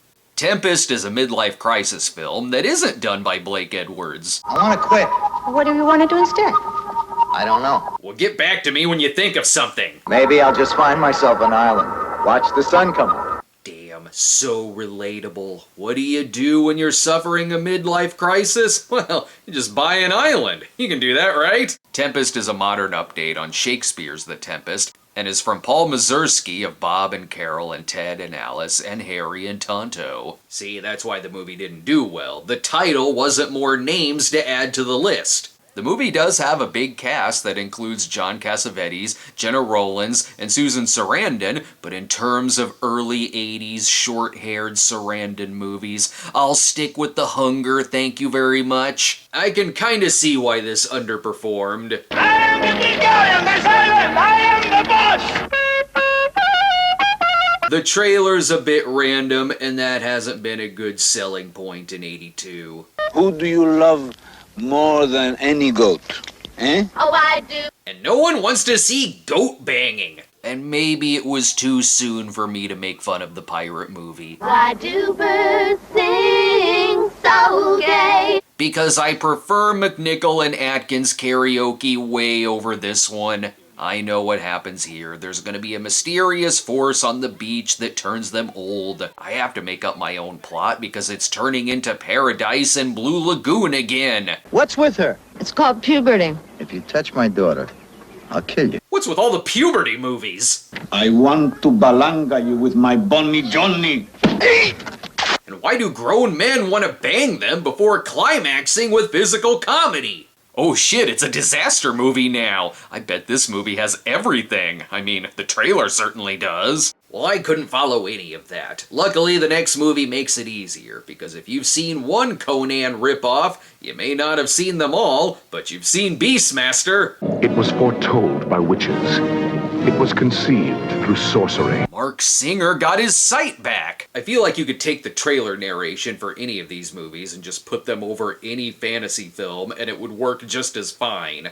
And so, into an age of darkness, in a time of mysticism, sacrifice. But this one's got these Don Coscarelli visuals. Hey, don't throw me on the fire! We do have wood! Dar is born with the strength of the animals, but can he turn into them like Manimal? That's the question.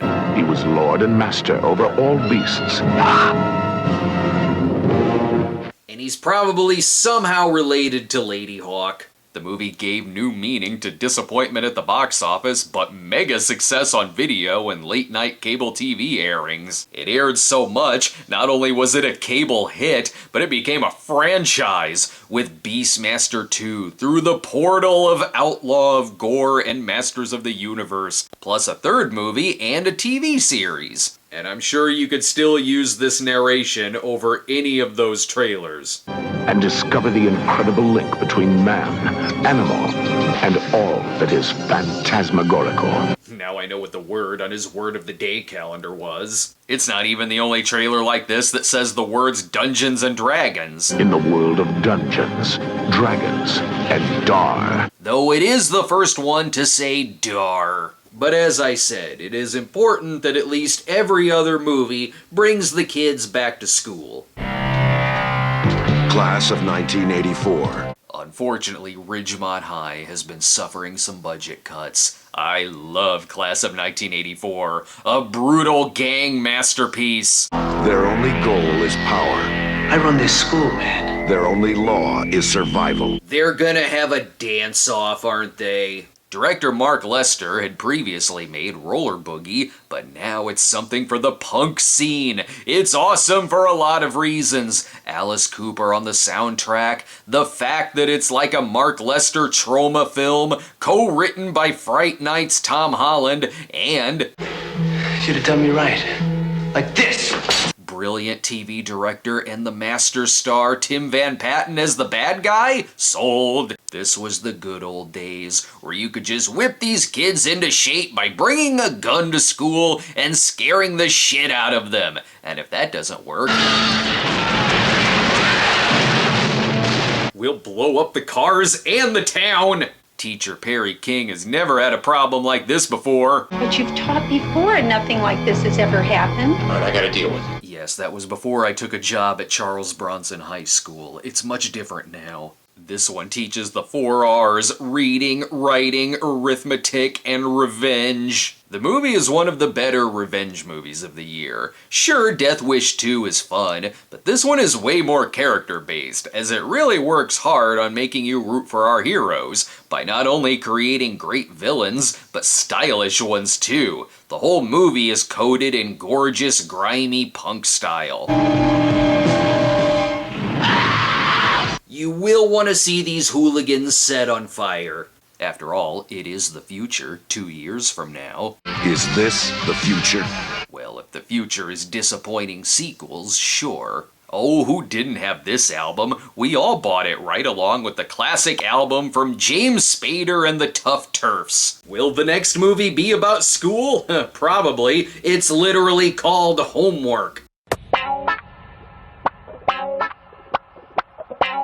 And I'm guessing there's sex in it. Well, that settles it. It's this that's the private lessons of 1982. The movie is about an underage virgin, but one of the mothers, Joan Collins, is gonna make a freaking man out of him. Shocker, it had the same distributor as Private Lessons. Also, it's so bad, 4 of the actors sued to get their names off of it, as some didn't know the kind of movie they were making, and a naked body double was added for Joan Collins due to her newfound success on Dynasty. It's one of those movies that nowadays only pops up, where if you say you like licorice pizza, someone will lurk out of the bushes to say, "But what about homework? You didn't like that one." It's very important that people do that, because it proves that you've seen neither movie. One is a coming-of-age story of something that could have easily happened in the early 70s, and doesn't hide from it, warts and all. The other is an exploitation film meant to titillate the audience. Coming up next, my lesson on how Homework isn't the same movie as The Graduate, and Lolita not the same as Child Bride. Shocking, I know.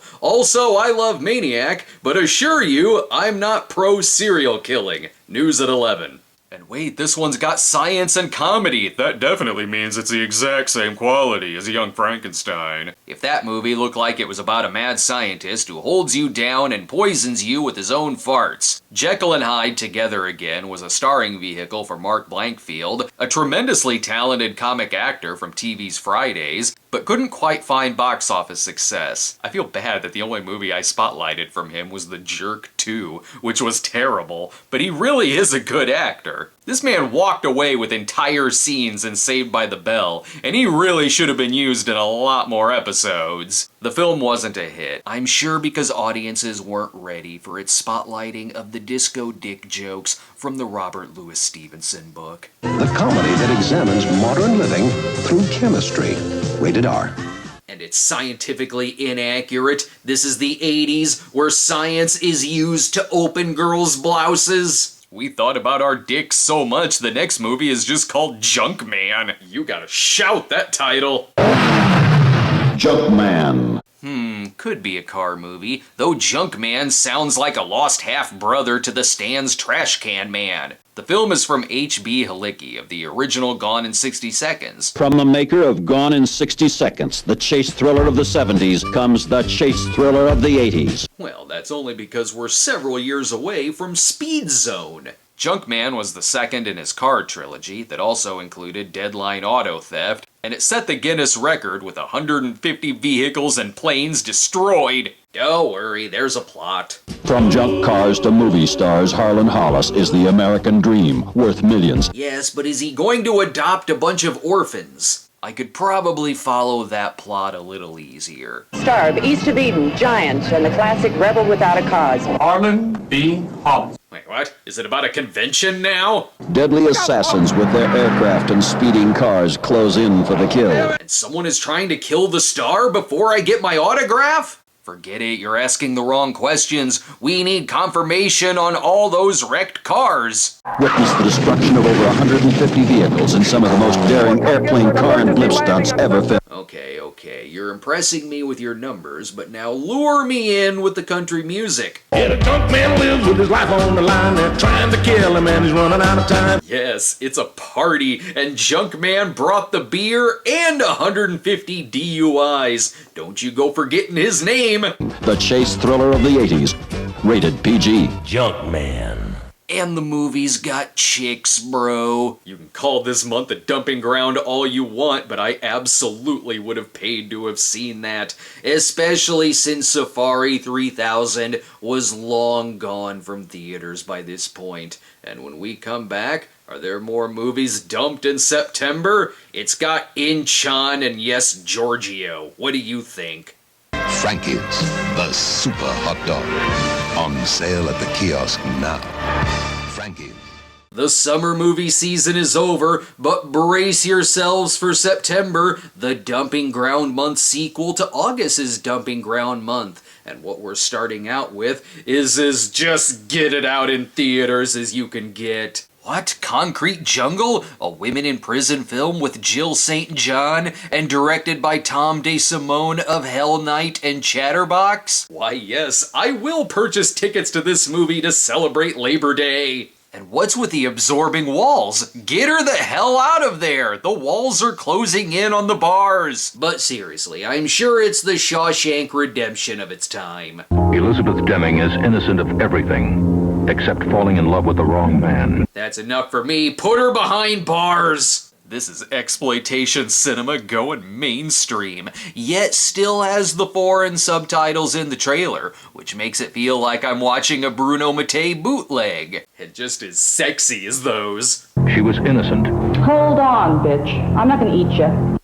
Ladies, it's a women in prison film. Someone's gotta eat someone. What's this on the bottom? American Video Films? Oh, I hope the video store my Thunder Warrior VHS tapes came from had their own production studio. The movie goes to the school of women in prison films, right down to the shower scene, the evil staff, and the one prisoner who always knows the rules and gives advice to our lead. That, my dear, is Cat. You want to stay clean, you stay out of her way. If those types of characters are so smart, how did they end up in prison? Forget Orange is the New Black. Your punishment in this film is puns. In this prison, nothing is barred. Oh, nothing is barred. You taking comedy advice from the Forced Vengeance trailer now? This seems like the kind of movie where every other word is bitch. That bitch Shelley Myers has been crawling all over my back. Oddly enough, it wouldn't surprise me if there was also a character in this movie named Tiffany Case. On the one end, it seems like the trailer is showing me the whole movie. On the other, it's not like there'd be surprises in it anyway. If you've seen one of these movies, you've seen them all. Only here, since Melissa Sue Anderson spent her birthday killing people, happy birthday to me's Tracy Bregman has to spend hers in prison. 1982 audiences are weird. They didn't like John Carpenter's The Thing for being an alien film way darker than E.T., so I'm sure they'll love the movie about a creature that goes around killing and raping people. But on the plus side, the town seems pleasant enough. Galen Village. Tranquil. Quiet. A nice place to live. The worst thing that could happen to a town is if the trailer guy starts complimenting it. Whoa, that didn't take long. Look at the bruises on the kid's neck. One hell of a large hand. My god, it's The Tempest. Oh wait, that's my other movie. I mean Incubus. And why is the trailer guy still trying to sell me on this town? Something stalks the streets of Galen Village. I told you I'm not interested since you used the same techniques to move me to Potter's Bluff from Dead and Buried. Get to the part where you're finding some old writing that'll tell you exactly what the monster is. It's a prankster that drops doors on people. We'll stop you from reading up on the Incubus. Eat bookshelf. Skip the historical reading and just watch the Shatner movie. No one will ever take a shit in peace again. I mean, it's said out of order for a reason. Studios are dumping all of their sci-fi horror films here. First there was The Incubus, and now Endangered Species. I'll stick with Incubus. That one is promising bikini babes. Though this one has Peter Coyote in it, which could mean it's finally as lighthearted as E.T. Yes, lighthearted and full of city stock footage. Before the terror, that is. One of these people will steal your wallet. Where they came from is unknown. They came from Roswell. What they did was unheard of. No one ever wakes up Earl after his third coffee. He won't stop showing us his random footage of low-budget sci-fi horror films. Not only are these clips generic, but so's the narration. If they aren't stopped now, there may be no hope for the future. Oh yeah, I hear the class of 1984 can stop them. The film was directed by Alan Rudolph, protege of Robert Altman, so maybe there's something different here. Endangered Species.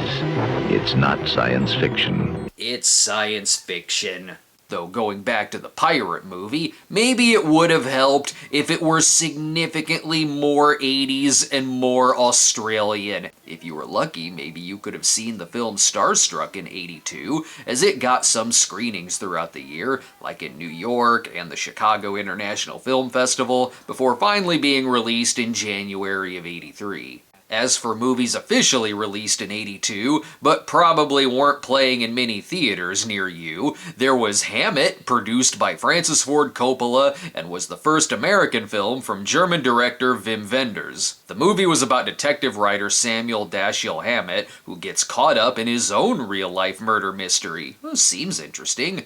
He gave the world a new kind of American detective story. But the Heaven's Gate trailer voice says this won't be up for any Oscars, and it'll start naming other things, in this case characters created by Hammett. He created the Maltese Falcon, Sam Spade, and the Thin Man. And surprisingly, Charlie Swan. It's one of those that has a more riveting backstory, with Orion being dissatisfied with it. Supposedly a gigantic majority was reshot, which then sort of went into Poltergeist Who Directed It territory, where because the film closely resembles Coppola's soundstage aesthetic, many believed it was Coppola who secretly directed most of the finished product. Wenders would later say he had a difficult but respectful working relationship with Coppola, where Coppola micromanaged a lot, with Wenders still directing the reshoots. As for the mystery, I'm gonna go out on a limb and say it's got something to do with David Patrick Kelly. But brace yourself, because the biggest budgeted movie of September of '82 is also the worst. In a land torn by conflict, Jacqueline Bisset is the woman who has never known war.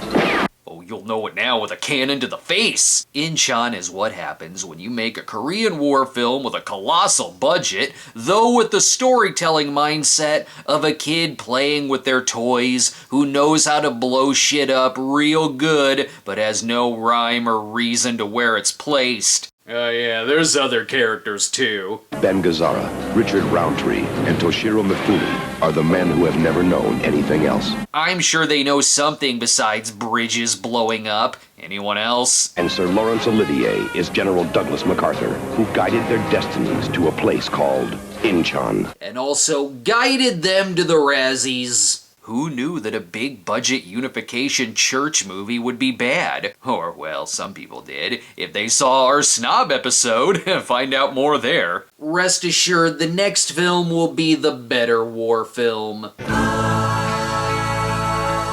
World War II has never been more psychedelic, except for that one time that I went to go see Windtalkers on mushrooms. Pink Floyd's The Wall is the story of what happens when you're a rock star, played by Bob Geldof, and one thing leads to another, and you may create a giant cult which turns to fascism, just like when Davy Jones and the Dolphins led to the barbaric rise of the Hellcats. Or honestly, Geldof looks like poor director Alan Parker, dreading every day going to the shoot because of how much he clashed with the band and the animator Gerald Scarfe. Despite people involved not being too keen on it, it did get decent reviews. I've seen the movie a few times over the years, and it always starts out really slow, like it feels like it's been an hour but has only been 20 minutes. Then somewhere I do get pulled in, whether it's the another brick in the wall scene, Comfortably Numb, Young Lust,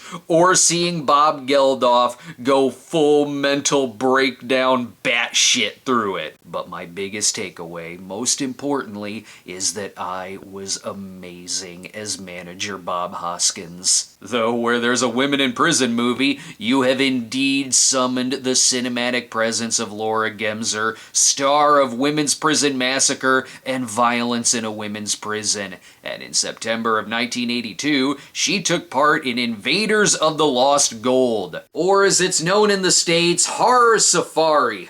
I bet they have a lot of material to sell us with.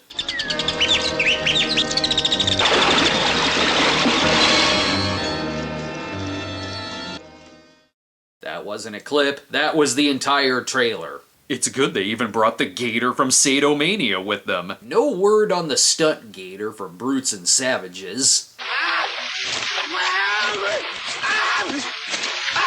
Oh Okay, movie, I'll stop going on safaris, at least ones with the number 3000 and the horror ones. I'll be much safer at home in my horror house. But this one's a prequel film, so there was no one to warn us. But the trailer still does. The night of February 5th, 1976, George and Kathleen Lutz and their 3 children went to a disco. The spirits are extra crazy in this. By the original evil.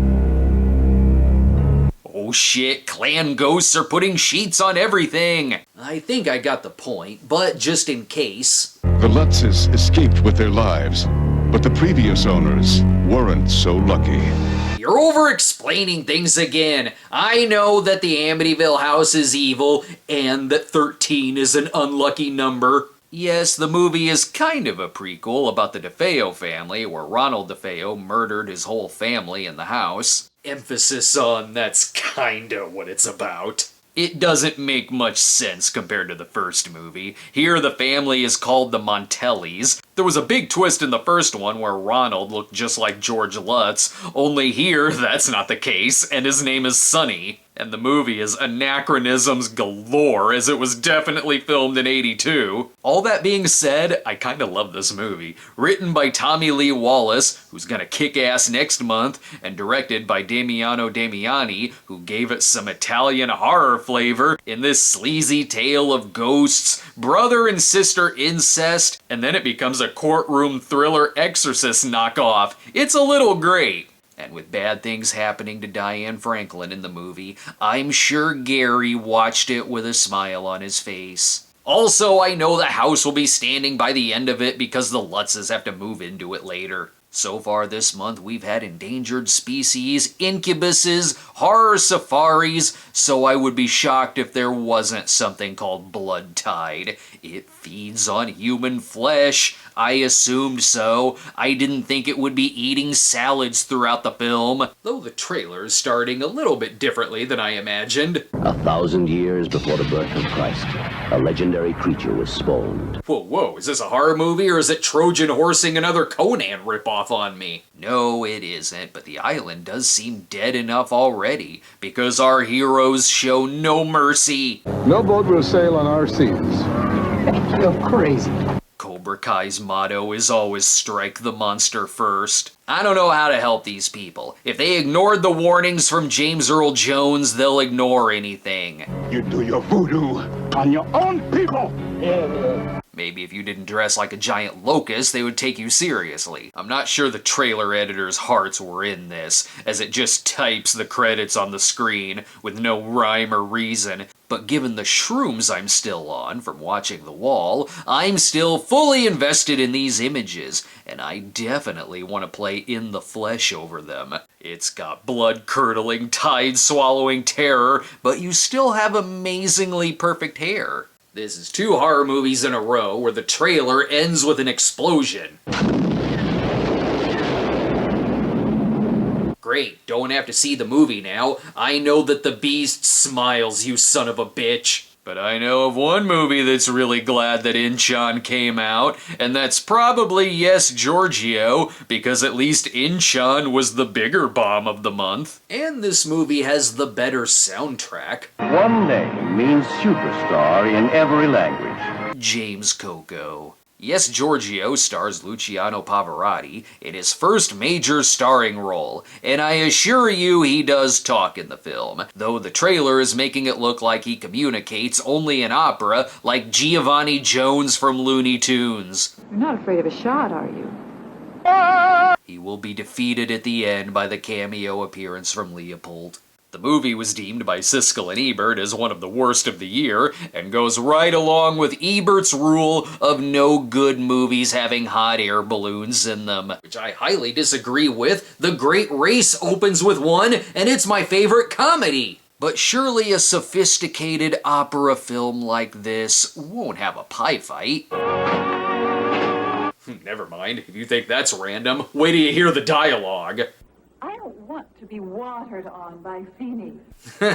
What? And that's not even in the trailer, which has the trailer guy being weird enough as it is. Can one special woman say no when the whole world is saying Yes. Though the movie was a notorious flop, I sort of admire why it was made. The film's production was greenlit by MGM president David Begelman, who wanted to make it for his wife, who was a huge Pavarotti fan. So yeah, I like that he was just being a good husband. But making the movie is one thing, it's another to spend $15 million on it, plus extra and marketing, leading to a loss of $45 million and the cancellation of other projects. But still, top that gift for Valentine's Day. I suppose this is just not the month for operas or westerns. And yeah, you can get your period pieces or westerns over on television, like the Tom Selleck and Sam Elliott TV movie, The Shadow Riders. But in theaters, we need sophistication,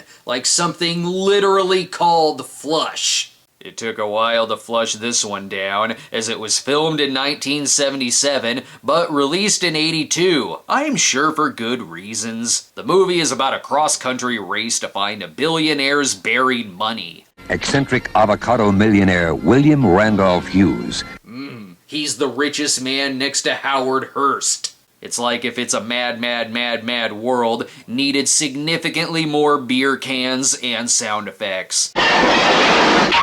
And that's when all the trouble begins. Just like when the Three Stooges took a shit in a well. I don't know if I'd say it's the Mad, Mad World or the Great Race or those magnificent men and their flying machines of its time, but it's definitely the rat race. They're gonna get that treasure come hell or high water. It don't matter who's putting concrete in our trucks.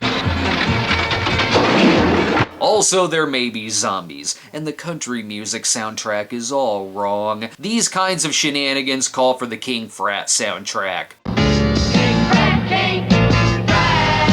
I'm not sure if it beats the Junkman's record for wrecked cars, but maybe the record for explosive toilet jokes. I don't know, ask the director, he's right there. They'll perfect this formula when the cast of Sesame Street joins together to follow that bird. And somewhere the extras from Safari 3000 are breathing a sigh of relief that the drivers have taken their reign of terror to another country. It took 3 minutes into this trailer for people to be doused with sewage water.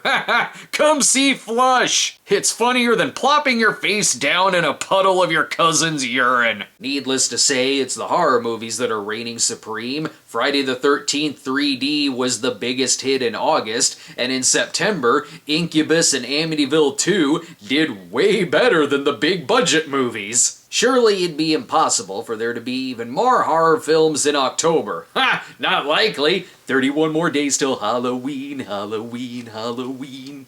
Seating areas on the right-hand side of this auditorium have been designated as no smoking areas.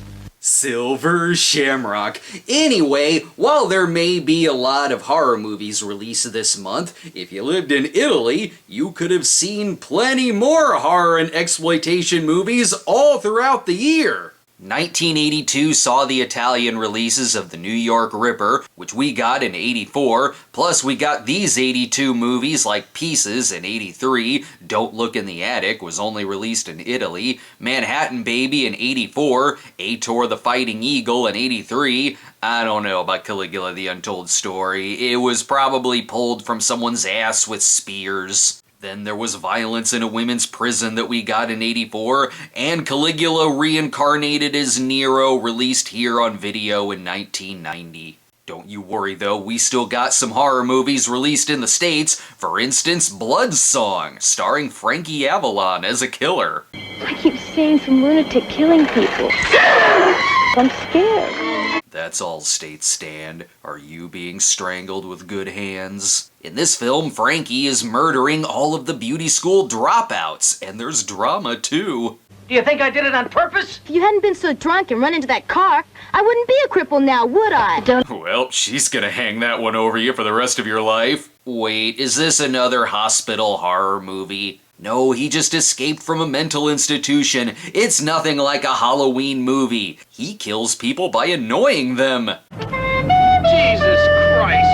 You've been playing that same thing for over an hour. See, at least Michael Myers never took up flute playing. I have seen this one before, and it's definitely worth watching just to see Frankie Avalon play this wildly against-type role and having fun with it. I see you. Annette Funicello is not amused. Stop killing the Mouseketeers. Though the font to this next movie, Eating Raoul, tells me it will be quirky. Meet Paul and Mary Bland. They used to live in the building. Their name is Bland. I bet everything they make is made with vanilla. They even sleep in twin beds, falling asleep watching reruns of Ozzie and Harriet, and they are tired of all of these swingers, so they're gonna eat them.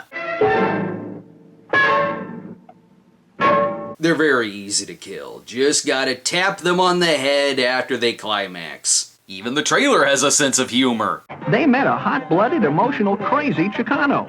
I'm a hot-blooded, emotional, crazy Chicano. Wait, repeat that. I can't follow. The movie is a very funny cannibalism comedy, and was such a cult hit that the characters Paul and Mary Bland would later cameo in Chopping Mall. This movie cuts to the chase. Eating Raoul, rated R.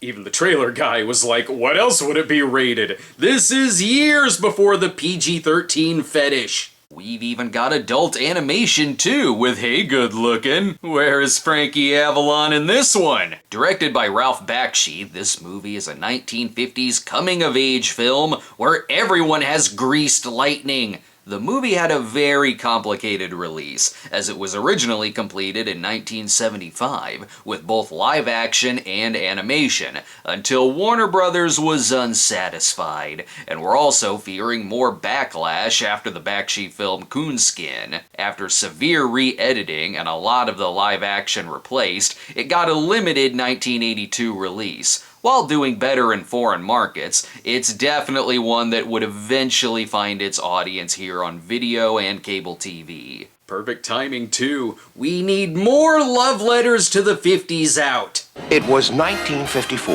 and Benji Stone landed the job of his dreams. As a page on Ozzie and Harriet, Mary and Paul Bland will be watching repeatedly. The directorial debut of actor Richard Benjamin, My Favorite Year, was a critic and audience hit, and starred Mark Lynn Baker of Perfect Strangers as a comedy writer who has to keep an eye on a drunken Errol Flynn-like movie star before his appearance on a live broadcast. The film got Peter O'Toole a nomination for Best Actor, and was my first introduction to O'Toole movies when I was a kid. It's one of his best roles. He is remarkable in it. I'm going down now. Yes, it's the movie that taught me that if you're drunk, you can survive anything.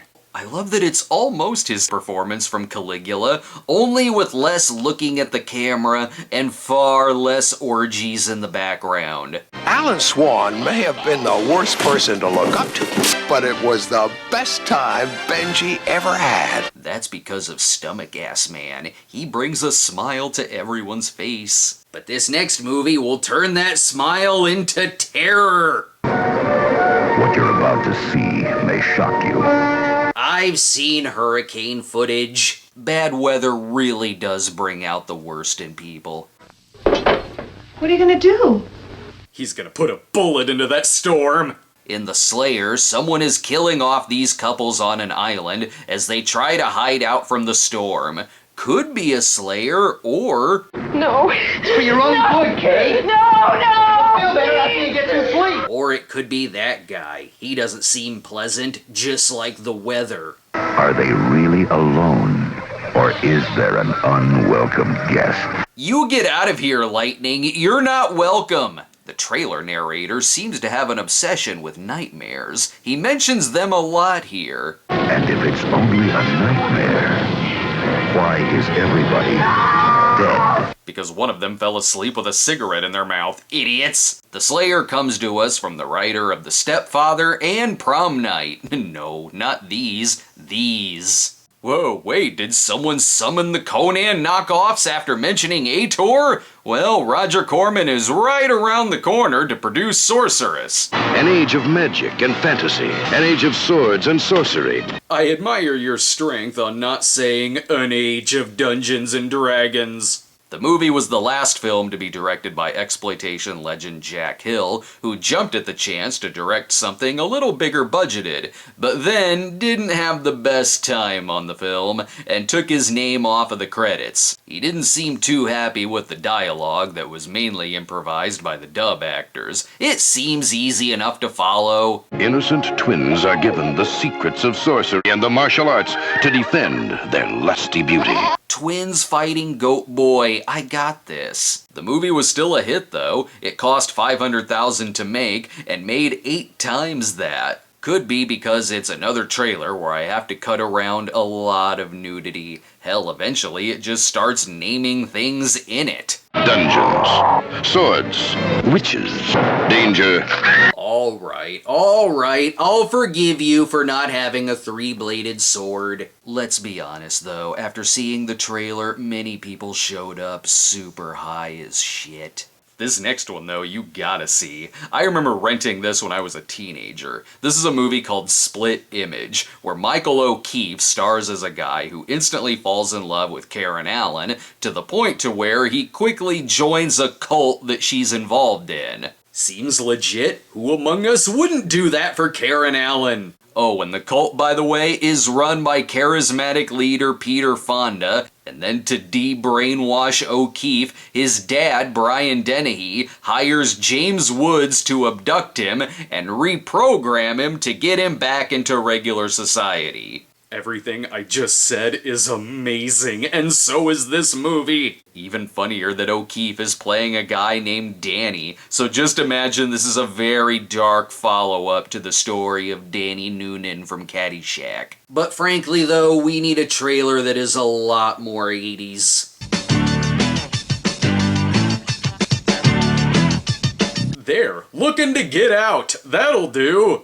This is starting out like an 80s midnight cowboy, only with Hoffman swapped out for Burt Young. In the movie, John Voight and Young head off to Vegas to pay off gambling debts. It's another movie that seems screwed over by the studio. It was the first writing credit for Voight and was directed by Hal Ashby, who was firmly against the studio recutting the film. So they took it away from him, recut it themselves, and it bombed and got bad reviews. But the director's original cut was eventually released. Regardless, it is fun seeing Voight and Young play off of each other for a whole movie. Plus, Vegas and Anne Margaret sold. The movie was also known for being the acting debut of Angelina Jolie, who was 7 years old in it. I need some more neo-noir chain smoking in my life, and my god, this poster is glorious. It's the most Armand Assante movie poster ever made. Based on the book by Mickey Spillane, Assante plays Spillane's famous literary character Mike Hammer. They call him the Hammer.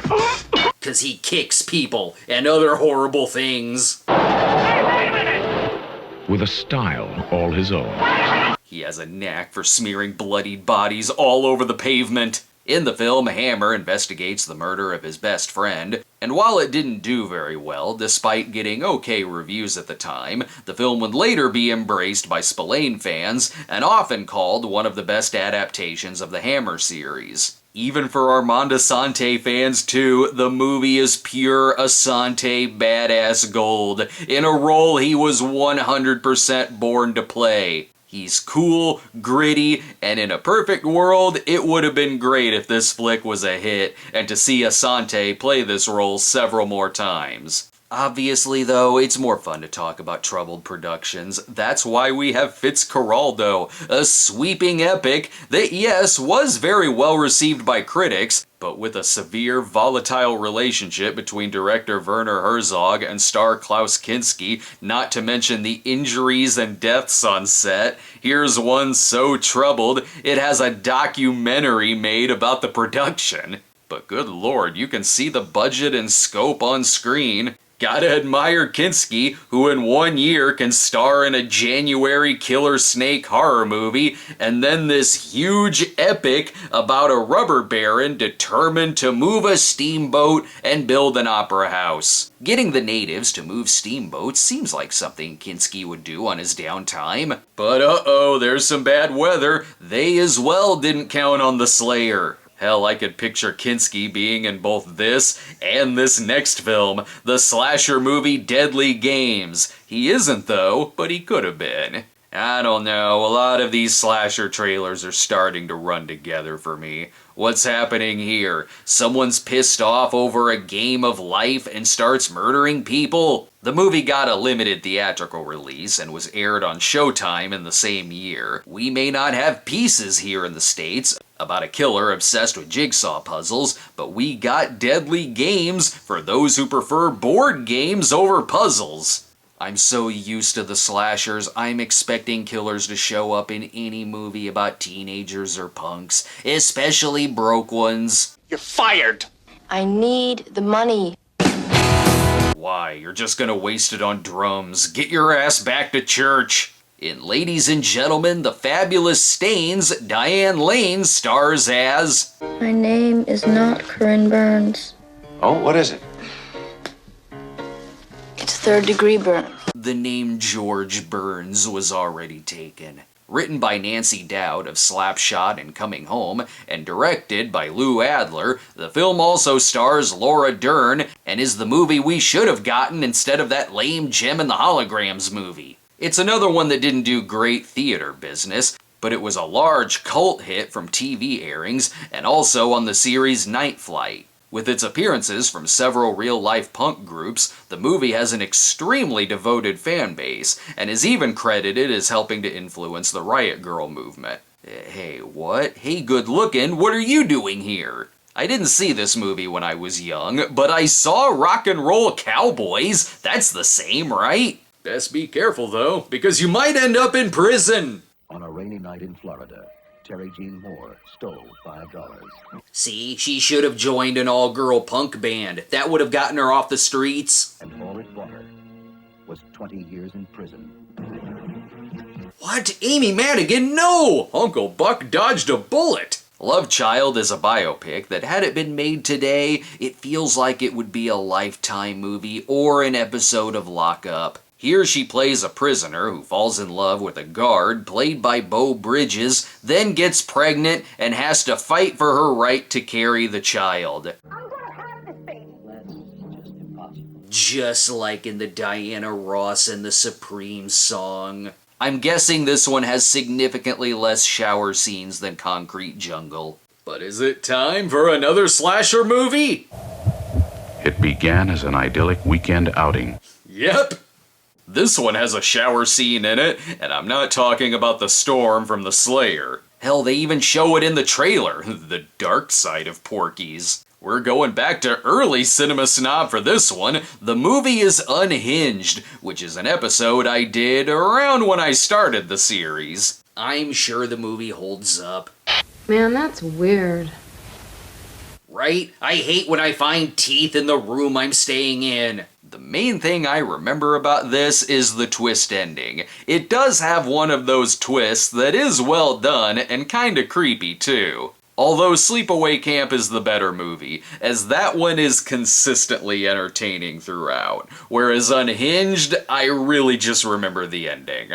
And oh yeah, I meant what I said earlier when I mentioned how Klaus Kinski could easily have been in both Fitzcarraldo and Deadly Games, because he actually is in the Corman-produced movie Android, which was only test marketed in '82, then became a sleeper hit in Europe in '83, while still playing some festivals and New York and LA throughout '83 and '84. You know who could have battled the android? Freaking Rambo, son! Well, maybe not necessarily in the first movie. John Rambo, a drifter, just passing through their town. Hey, wait a minute. This is just like Thunder Warrior.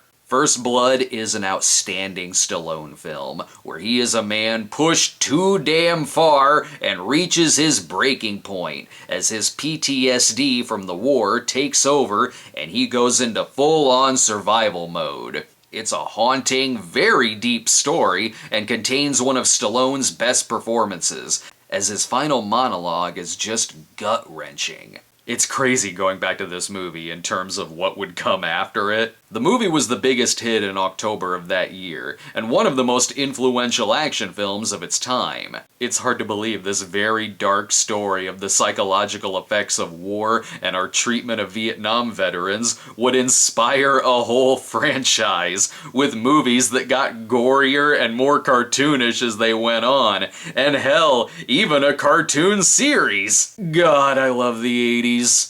Once again, is it time for another slasher movie? Halloween 3, Season of the Witch, the night no one comes home. Surprisingly, no. This is Halloween 3.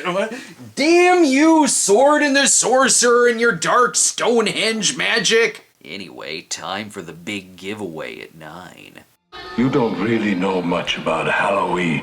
Actually, I do. I think I've talked about this movie more on my site than any other movie featured. So sure, might as well talk about Halloween 3 again briefly. Anyone who knows me knows how much I love Halloween 3. This ode to 50s small-town sci-fi horror about a mad toy maker whose diabolical plan to kill kids with Halloween masks that turn their heads into bugs is a joke on the children. It was supposed to turn the Halloween series into an anthology series, and goddamn, I want to live in that alternate universe where that happened. But audiences didn't respond well to it. Of course they didn't. It's a great trailer too, which showcases the solid direction from Tommy Lee Wallace, the John Carpenter score, the great made-for-the-trailer shot of the mask, and Dan O'Herlihy's amazing villain Connell Cochran. But it does show the final shot in the trailer.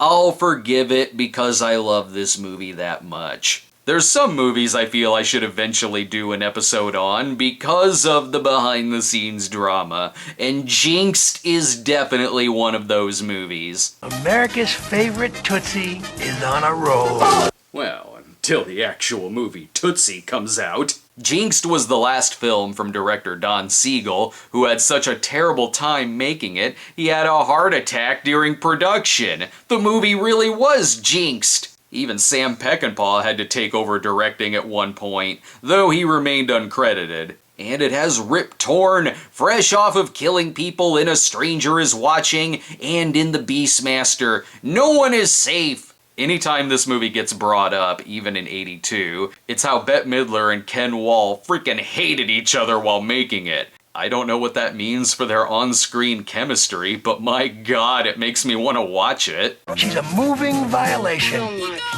A joy on wheels. I don't think those are Ken's words. I don't even know what some of this means. Jinxed. 9 lives worth of laughs. The hell does that mean? A comedy so deadly it's gonna kill me 9 times? Let's just say Ken probably had a way better time starring in James Glickenhaus's The Soldier. It's like The Exterminator, but 4 screens for the price of 1 in the trailer, and plenty of explosions. You get Glickenhaus, you're gonna get some explosions. I don't care if it didn't do well, because I love me some hard-ass James Glickenhaus action films. Look, people were still going to see First Blood, because this one didn't do very well either, and was poorly received by critics. Monsignor stars Christopher Reeve and is about the rise of a Catholic priest in the Vatican.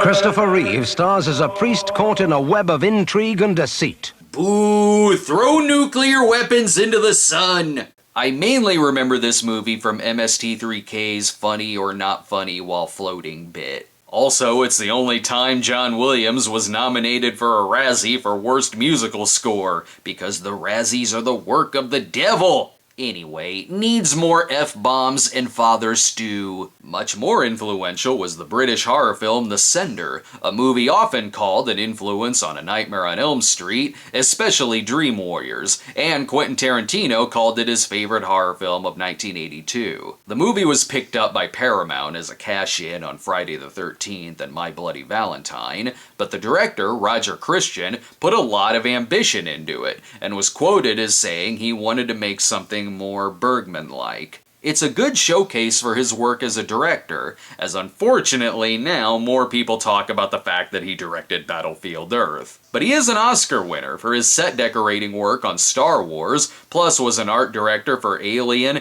and did second unit work on Return of the Jedi. This is worth checking out to see his real strengths as a director. Though if it's a precursor to MST3K you want, October also saw the release of It Came From Hollywood, a movie which featured various clips of B-movies and anti-drug films, and had people like Dan Aykroyd, John Candy, Gilda Radner, and more doing narration and wraparound scenes. It should be good, even the poster says we're gonna make you laugh. I don't think this next movie made that promise. National Lampoon's Class Reunion. Ah yes, National Lampoon's Class Reunion. It was the third National Lampoon movie made, but the second one released, as National Lampoon's Movie Madness was delayed due to disastrous early screenings. But then Class Reunion also got horrible reviews. The movie is a slasher parody with a writing credit to John Hughes, though he was fired from it and says very little of his material is in it. This is one I should do an episode on.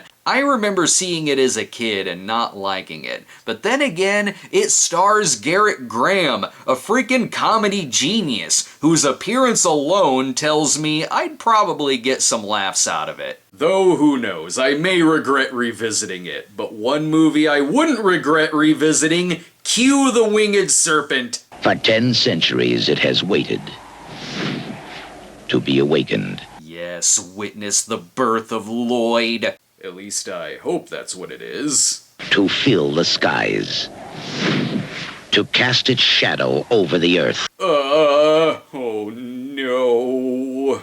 Cue the Winged Serpent is Larry Cohen greatness, as he also had a writing credit in this month's I, the Jury, though he was let go as director of that film. But here, he's both writer and director, as the movie features spectacularly cheesy effects, and one of the best things about it, Michael Moriarty as an eccentric swindler who has to help the police, but first... Money.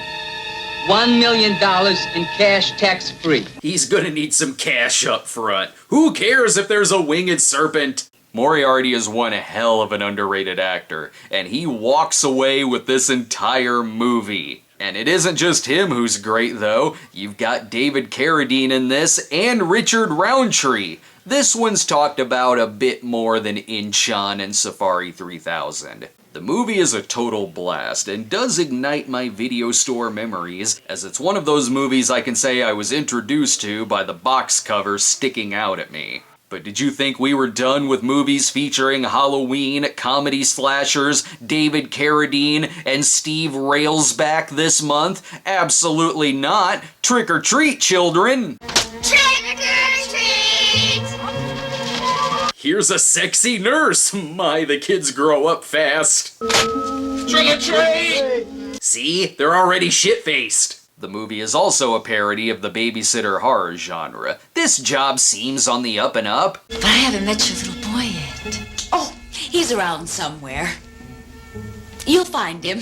Nothing awkward here. Might as well have a killer show up. Plus, the kid is a prankster brat. You're cute. Are you the babysitter? Oh, so she's babysitting Shelly as a little kid. He keeps playing bloody pranks on her until his dad, a deranged killer, escapes from an asylum. When was the last time you were chased by a deranged madman? Like several times this month. Have you seen all of these slashers I'm covering? I feel like I've seen this killer before. Starring Jacqueline Giroux. Shut up! Peter Jason. Oh, that's it. It's that he has Jason in his name. Even Carrie Snodgrass is in this, but this time it's best not to do your homework instead. It's Halloween. Next time, don't be so quick to open your door. Why? October and Halloween are now over. You're safe to go outside again until Piranha 2 and Slumber Party Massacre come out next month.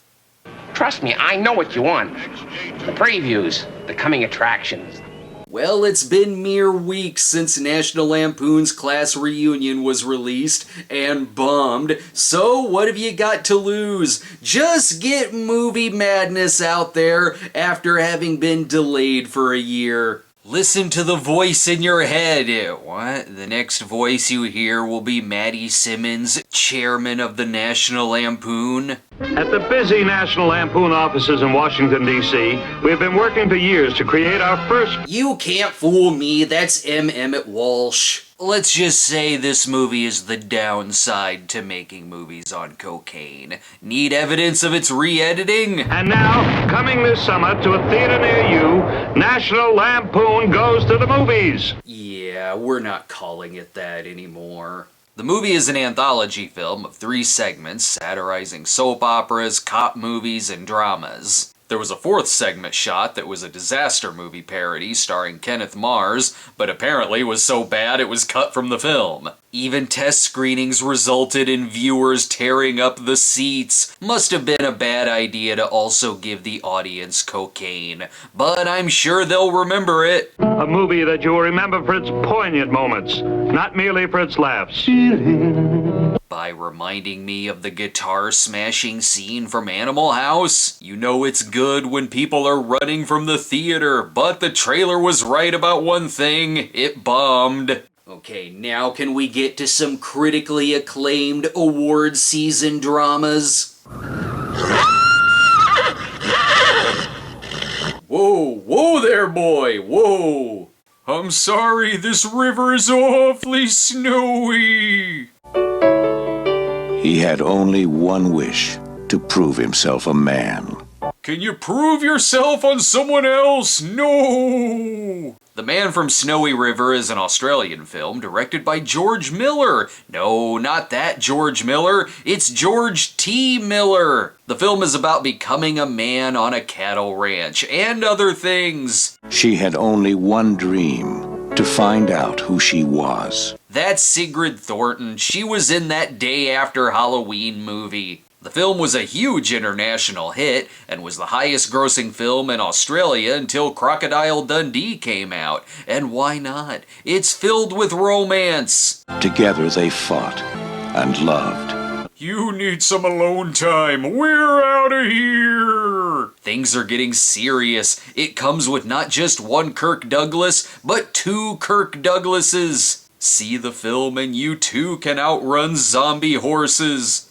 A story of a boy who becomes a man. I told you I don't want to pose for the ending shot to Gone with the Wind. I like Stagecoach better. But after successfully getting Michael O'Keefe out of that Peter Fonda cult, James Woods is back. Known for his fast talking and fast walking, here he is in a movie literally called Fast Walking. A movie whose poster makes prison look even hotter than concrete jungle. Woods plays a corrupt prison guard. He's the anti-Brubaker. Normally he just peddles in drugs and sex into the prison, but soon enough he gets caught up in an assassination plot. Director James B. Harris and Woods would later team up again for the super underrated 1988 movie Cop. Enough prison, though. It's time to return to the sea. Sleek, fierce, savage. What's this gonna have to do with Jaws? Oh, it's Piranha 2, The Spawning. We've mentioned Cameron so much as a crew member on the Corman movies. Now here he is with his directorial debut, a movie that for a long time he disowned. The film was plagued with a lot of problems, such as the creative control from executive producer of Video G. Asinitis, the crew not speaking any English, and it's even disputed if Cameron was there the whole time, or if he was fired and Asinitis took over directing. That being said, I kinda like this movie. The piranha fly in it, and they fly out of the water! What's not to like about that? And Lance Henriksen is the lead in it, and he's cool as hell. They bring down helicopters, ruin beach parties, and pool parties. But you can still tell it was a troubled production. Piranha 2, Flying Killers. See, alternate title in the trailer, but it's still a better movie than Zombie 5 Killing Birds. I like this next one though. It's a comedy that's shot like it's an award season Cimino-esque drama. Charles Fortescue, missionary, has been called back to London to the polite society he left. Stop that! This drama's getting silly! The Missionary stars Michael Palin, who also wrote the script, and I love that even the trailer voice sounds like it's a hard drama. The story of one man chosen to lead 28 women of the night. The movie is like Monsignor meets Night Shift, where Palin is a reverend who becomes a missionary to a group of prostitutes. And along with Evil Under the Sun, it's one of those movies where I would have been shocked if Maggie Smith wasn't in it. But remember, the movie is serious. He gave his body to save their souls. It's like Palin finally got laid in the Castle Anthrax. While Q the Winged Serpent may be the more popular Michael Moriarty movie of 1982, he did also star in Bloodlink, a giallo film where a man gets psychic visions of murders, which may lead to soap opera-style twists. A search into his past reveals that he is the other half of Siamese twins. That is a lot of information to take in. I wonder if this movie also gets silly. But like most Italian films of its kind, it is very stylish. It was directed by Alberto De Martino, known for his knockoffs like The Antichrist and Operation 007. Even the trailer has knockoff elements of other Italian movies. Severed by murder. Bloodlink. I'm sure there's a reason you're using the New York Ripper poster. Both posters are Siamese twins. Sure, you could stay home and watch the TV movie adaptation of The Scarlet Pimpernel, but it's doubtful the severed heads would be on any cakes. That's why we've got Creepshow in theaters, the far superior anthology movie of the month, as it was funnier and scarier than Movie Madness. This glorious homage to EC Horror Comics is a wildly entertaining collaboration of, well, we'll let the trailer tell you. From the author of Carrie, The Shining, and Cujo. And inspired the Carrie knockoff Jennifer. And the creator of Night of the Living Dead and Dawn of the Dead. Plus he did Night Riders, which King was also in. The trailer and movie have a tremendous amount of comic book energy. Every segment of this movie works. Hell, King himself even has pretty good comedic timing in it. And it's the #1 movie to show people who have a fear of bugs. Creepshow, the most fun you'll ever have being scared. But given what happens at the end of both this and Halloween 3, I'm not sure how much fun the Tom Atkins character had. Maybe as much fun as the characters in this next film. Anything can happen when you're alone in the dark. Are you sure about that? Because one thing I can't do here is see anything. What killer is gonna jump out at them? Are you afraid of the dark? Sometimes. Damn it, Trevor Goddamn Morehouse! This is another perfectly cast horror film. Look, The Fabulous Stains! They booked you for this show? This is a movie where Martin Landau and Jack Palance are the ones who escape the mental institution. Damn it, stop putting Donald Pleasance in charge! The killers stalk a psychiatrist's family after the power goes out, and with this kind of lighting, I'm just saying it looks like the house also has distinct poltergeist-like activity. From producer Robert Shea and directed by Jack Shoulder of The Hidden and Elm Street 2, it was one of New Line Cinema's earliest produced movies, and is a very fun flick where the cast totally makes it worth it. And that's the perfect timing for the release of Come Back to the Five and Dime Jimmy Dean, where yes, it has Cher, Karen Black, Sandy Dennis, and Kathy Bates, but most importantly, Mark Patton, Jesse from Elm Street 2. Directed by Robert Altman, the film is about a female fan club of James Dean until one of Hollywood's brightest young stars was killed early this evening, head-on. But we finally have a pitch for the 1977 film September 30th, 1955. The film combines flashbacks of the day Dean died and also a reunion with the fan club 20 years later. It got decent reviews and made a small profit, but didn't do gangbusters. Altman had wanted to do a stage adaptation after his previous film Popeye didn't do well with critics, and he also didn't want the film released by a major studio. So he went the independent route with it so it'd get long play in art house theaters. But one movie that didn't make its money back and had a far bigger budget, the near-forgotten Sean Connery film 5 Days, One Summer. See, add 500 days in the summer, and you could have gotten in the film hipster crowd. It was the last movie directed by Fred Zinnemann of High Noon, Oklahoma, and The Day of the Jackal, in a story of climbing the Alps while tackling the mountains of our heart. How can you give your life to an old man who doesn't even belong to you? That old man is People Magazine's Sexiest Man of the Year. Thank you very much. I've made the right decision. Or not. Best think about it on the mountain. Yes, there appears to be some kind of love triangle going on, but can we talk about it off the mountain? I'm just saying I'm gonna frickin' fall! This is why Ethan Hunt saves the drama for when he's not mountain climbing.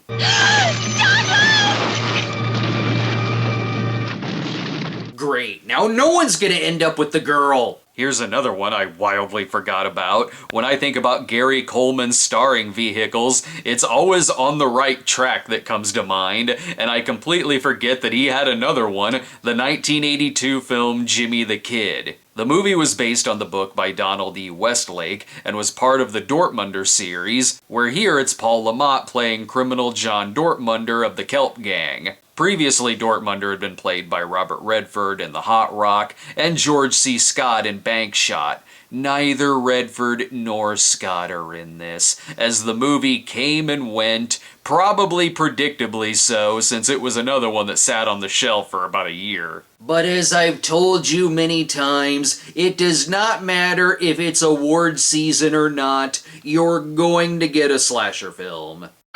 The basketball team is planning a party. And they haven't figured out to not invite a killer. Slumber Party Massacre is a classic. Written by author Rita Mae Brown and directed by Amy Holden Johnson, the movie was intended as a slasher parody, but shot like a real slasher, which kinda gives it a stealth parody vibe, making it very different from any other slasher parody of the year. Even as a slasher movie with a feminist angle, this was at a time when a movie like this could practice subtlety, which is a bizarre thing to say, considering the power drill as dick-wielding killer, and this poster isn't exactly subtle either, but it's far more nuanced than the tweet-speak, let's just tell you everything we mean bullshit if the movie were made today. Or, well, maybe, we'll see, the movie does have a 2021 remake. And it was enough of a low-budget hit to make a franchise out of it between the batshit insane Elm Street ripoff sequel and the pretty by-the-numbers third movie, and also the knockoffs. We are now going from horror comedy, though, to action comedy with They Call Me Bruce, a movie whose title I always get confused with My Name is Bruce. This one, though, far different. You guys being defeated by a bunch of kung fu clowns. Oh shit, Pavarotti has gone mad. He's full Blofeld after Yes Giorgio. It's one of those trailers that starts out super serious and then has that record scratch type moment where something silly happens. Excuse me?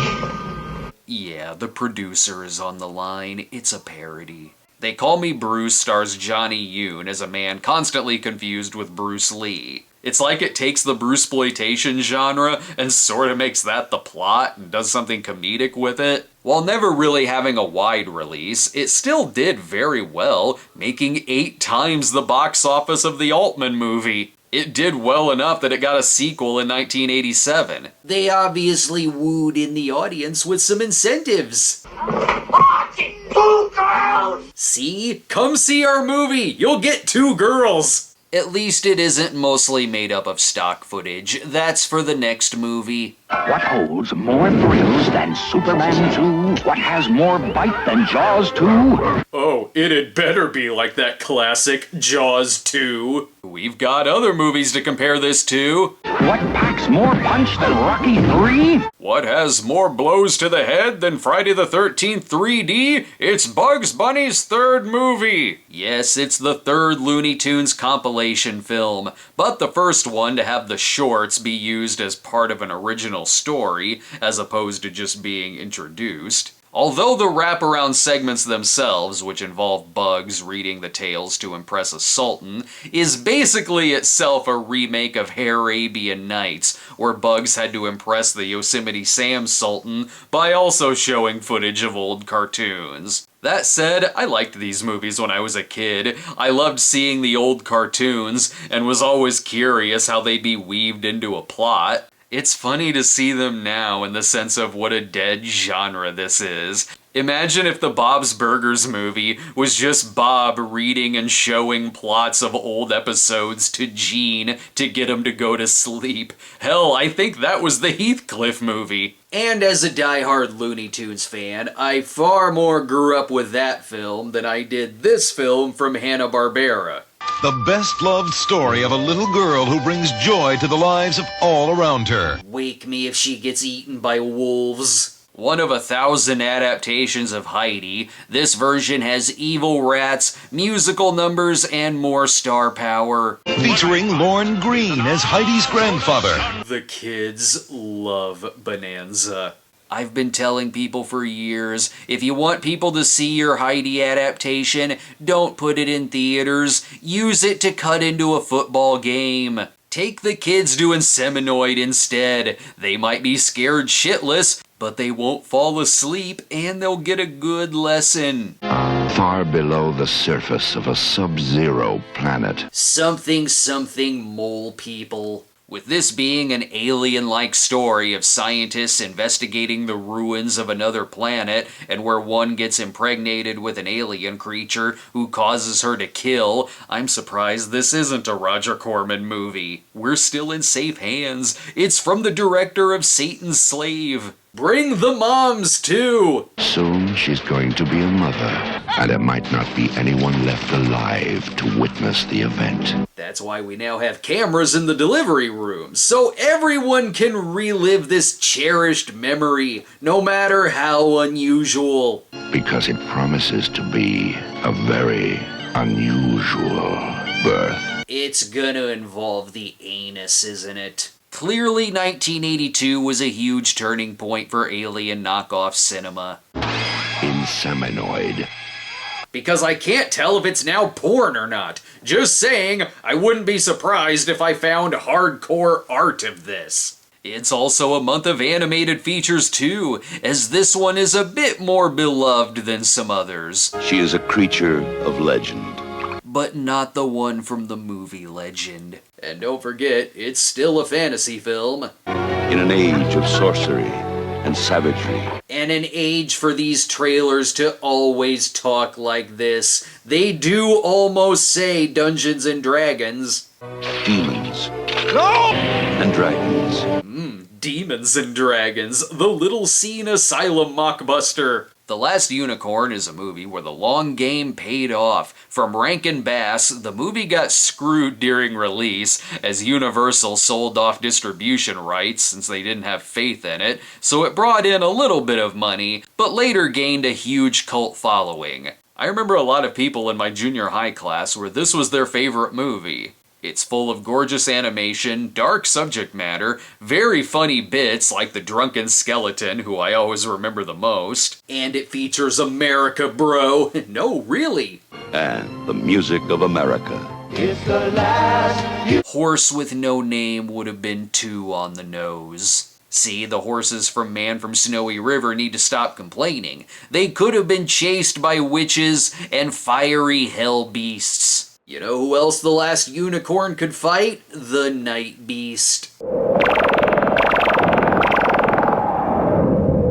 The unicorn has laser horns, this one just has laser titles. And some kind of ship, too.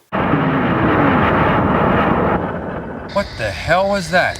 Perfectly natural reaction to that. This reminds me of the 1985 movie The Galaxy Invader. Oh, it's from the same director, Don Dohler. He definitely has a type of movie he loves. Alien killer beast movies. It even shares a lot in common with his 1976 movie, The Alien Factor, in that it's sometimes called a remake or a sequel. I mean, I'm sure I probably would have rented something that looked like this. What? Behold the terror of Night Beast and their awkward photos taken at a Sears photography studio. Don't let the intro fool you on the next one. No, it's not an alien movie or a sword and sorcery movie. It's part of the ongoing 1982 punk rock show. First there was The Fabulous Stains, now we have Smithereens, directed by Susan Seidelman, who would later do Desperately Seeking Susan. There is something about the look and feel of this movie that makes me think it's all happening in the same building that the events of Driller Killer took place. But seriously, check out Smithereens. It's a cool, gritty drama, and Vincent Canby liked it, plus Bill Kaufman and Stephen Schaefer. The trailer doesn't really tell you the plot, but all you need to know is that important people liked it. I must be one of those, because it is a very good film. Still, some of the more ambitious year-end movies aren't doing that well, and here's one called Still of the Night from Robert Benton, the director of Kramer vs. Kramer, and starring Roy Scheider and Meryl Streep. Reviews were mixed and it only brought in half its budget. Was it cursed? Between passion and fear.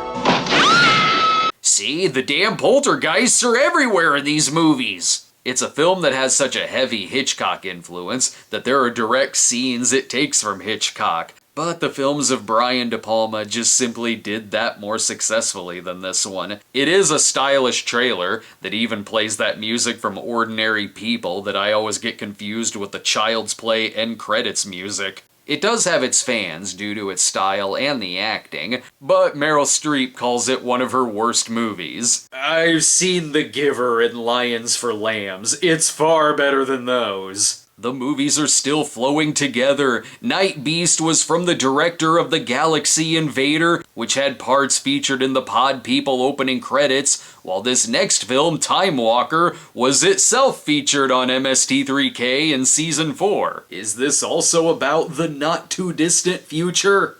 Space and time. Two dimensions we dream of conquering. I don't know, these movies tell me that something bad always happens when we do this. But perhaps they have already been conquered. Okay, then why am I here? This is why we shouldn't go around opening tombs, especially King Tut's tomb, which releases an ancient alien. And what do these alien beasts do when they're released from their graves? They attack college campuses, of course, or anywhere where someone is stepping into the shower. And it's a 1982 horror film, so of course someone is going to be running through what looks like a hospital, and it has to reference another, more popular alien film. The story of a journey home. Time Walker. Oh yeah, I bet it's just like E.T., only with more nudity and spilled guts. But I'm not sure if any movie this year got screwed over as much as White Dog. It answers the questions that I never thought about asking. The man who owned it, how did he turn him into a racist dog? He showed him nothing but D.W. Griffith movies? It does seem like a hard sell, even in '82, where the movie is about an animal trainer trying to cure the racism out of a dog who only attacks black people. It is the better Christy McNichol movie of the year, as it had very good reviews, especially for its provocative, blunt nature, but Paramount was terrified to release it out of fearing boycotts. So they showed it in a few theaters in Detroit, gave it no trailers or any kind of advertising, so the movie made nothing, although this particular trailer works. Oh, shit. It was co-written by Curtis Hanson of LA Confidential and directed by Samuel Fuller, who was so pissed at Paramount effectively killing the movie that he vowed to never make a movie in the States again. I would go see this based on the dialogue alone. He just killed a man. There is no way you can cure that dog. I want you to shoot him now before he kills more blacks. Finally, a cross between Cujo and American History X, where every frame still makes you say, oh shit. We've got one more month left in 1982, where we are going to get to the Academy Award winner for Best Picture, which is not Trail of the Pink Panther or Airplane 2, the sequel. Get 'em while you see this brand. After November's false start with flying piranha, inseminoid, time-walking, blood-linking movie madness, now we can actually get to award season, and with a pretty face, too. She challenged our rules. I thought we were supposed to be different, Harold. You are changing the rules. Don't make Dean Yeager fire you like he did the Ghostbusters. This movie is starving for some Oscars. She fought for an ideal. How can I keep making movies when people are starving? You make something like The Meaning of Life, where you will explode with food and ideas. That movie comes out next year. Frances stars Jessica Lange, and the trailer isn't exactly relatable at first. She risked everything for what she believed in. Right? She had to resort to Mr. Bubble instead of the good stuff. Despite that opening, feeling like when a celebrity complains on Twitter, this is a very good biopic from the same writing and producing team of The Elephant Man, where Lange received a nomination for Best Actress. In it, she plays actress Frances Farmer, who began her film career in the 30s, until it slowed down due to her severe struggles with mental illness. Let's just say critics reacted more favorably to this than Mommy Dearest in 81 and Lonely Lady in 83. This is the story of not backing down and fighting the system. But she wouldn't back down. What did you do? Yes, she's gonna get Mike to take care of things. He'll make sure the studio casts her in a film. It is hardcore an actor's film, as many actresses were determined to get this role. Even the trailer practically ends with a headshot. But it's this next film where we will truly see the birth of a legend on screen. We ain't partners, we ain't brothers, and we ain't friends. That's right, more Jonathan Banks. This month is to Banks what October was to Ted Kotcheff, who directed both First Blood and Split Image that month. Also, it's the big screen debut of Eddie Murphy. Nick Nolte is a cop. Eddie Murphy is a con. Can they live together in this studio apartment? Find out tonight at 8/7 Central on NBC. Walter Hill's 48 Hours is a classic. A movie so good, it helped inspire a whole subgenre of buddy action films after. In it, Nick Nolte gets Murphy released from jail for 48 hours to help him track down, oh no, James Remar and Sonny Landham. Our heroes are screwed. It is scene after scene after scene of great lines, great set pieces, two leads with brilliant chemistry, and villains that are genuinely threatening. Plus, that awesome song, The Boys Are Back in Town from the Bus Boys, and I'm so glad they play that in the trailer. This trailer is so great it makes me want to watch the movie again, and I've seen it tons of times. From Eddie's brilliantly acted scene in the country bar to poor David Patrick Kelly once again getting David Patrick Kelly'd in an action film. And to see both Nolte and Eddie knock this one out of the park, especially Eddie, who in his first movie makes it clear he was born to be a movie star. Now that we've had that fun though, we can officially get to the film that would win the Oscar for Best Picture. Gandhi, a world event. Yeah, Gandhi's great and all, but can I watch 48 Hours again? This film from Richard Attenborough is quite epic. What the hell is going on? Watch, it's prank time. That train is about to release thousands of bees. It's a movie so grand, even the trailer is 5.5 minutes long. And it's got award season, this is important trailer voice guy. Some men change their times. One man changed the world. Ben Kingsley is Kagan, a Blood Rain story. Wait, it's the story of Gandhi, leader of the Indian independence movement, seen here getting kicked off a whites-only train. Well, that's easy. He's just got to take the makeup off. The movie covers years' worth of Gandhi's life. We must prove worthy of it. From his humble beginnings. Where he's on his way to kick ass in his college mariachi band. Truly, we now know the origins of Dalsim from Street Fighter II. Gandhi was nominated for a total of 11 Oscars and won 8, including Best Actor, Best Director, and Best Picture. It beat E.T. in that category, and while E.T. was the box office winner of the year, and an instant critical and audience classic, it isn't exactly rare for something else to win Best Picture. And this is the kind of movie the Academy loves. But that doesn't mean no one saw Gandhi, though I do remember being a little kid and my mom saying, yeah, E.T. was up for Best Picture, but frickin' Gandhi won. However, the film was still a hit, but like a lot of Best Picture winners of the time, like Ordinary People and Chariots of Fire, they may not have remained in the zeitgeist, but people did go see them. Gandhi was a big international hit. It shows you how different the times were, where people did go see all different kinds of films, and not just the blockbusters. Plus, it's hard to top this critical quote about the film. Albert Einstein said, "Generations to come will scarce believe." Many people forget about Albert Einstein's fantastic film reviews for Playboy magazine. So far, we've seen the theatrical breakthroughs of Eddie Murphy and Ben Kingsley, but what will the next movie, The Verdict, have? Bruce Willis as an extra! It's still awards season, and we've had the Hollywood biopic, the political biopic, and now we've got the courtroom drama. Is it biopic or biopic? Anyway, Sidney Lumet's The Verdict, written by David Mamet, stars Paul Newman as an alcoholic lawyer who takes a medical malpractice case to trial. I don't know who is responsible, but I'm guessing James Mason did it. Though you might not want to watch the movie if you're hungover.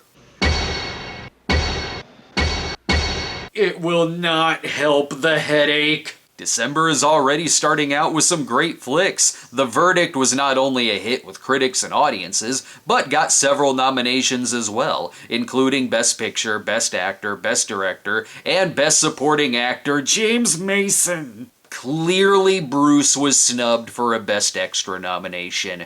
And okay, the title, that's what they were chiseling. I've been wondering that the whole trailer. But with all of these hits and Oscar Gold movies being released, you know what's next. What can you expect on a girls' night out? A slasher film, and I think it's trying to seduce me. You know what really turns me on? I love to be scared.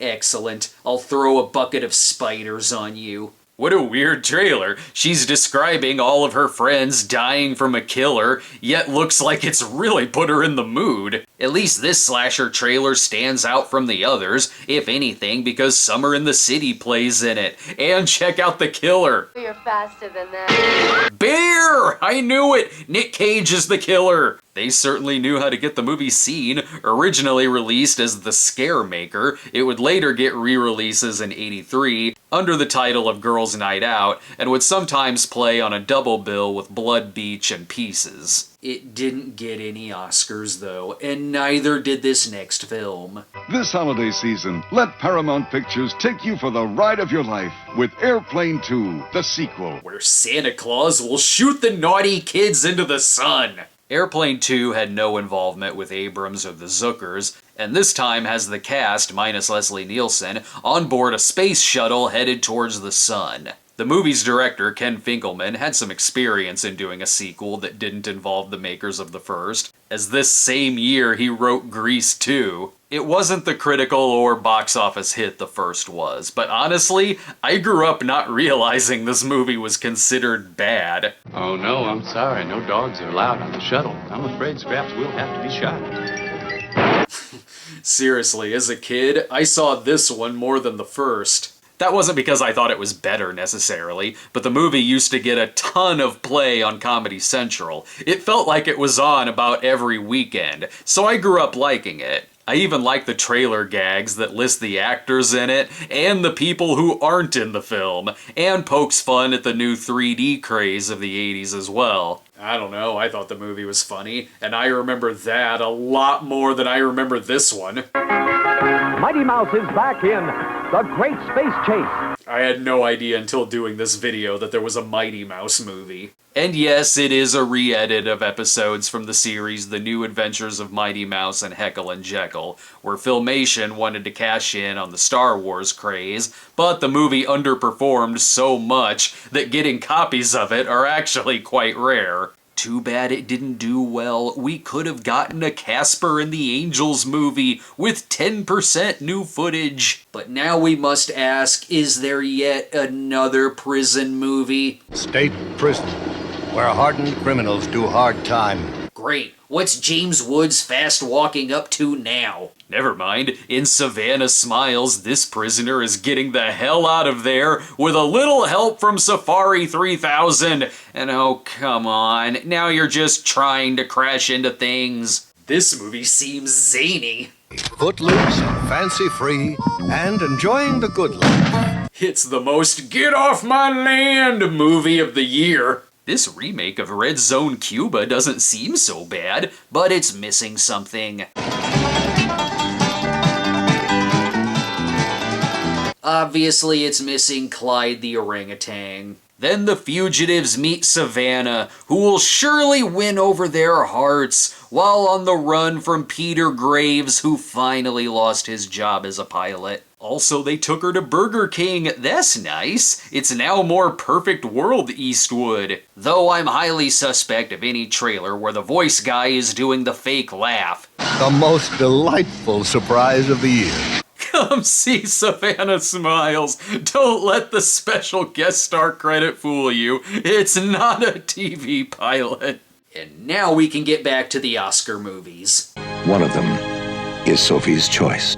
Oh no, Savannah only has a 50-50 chance of making it out of this one. Tell me that doesn't happen, trailer guy. There are memories time cannot erase.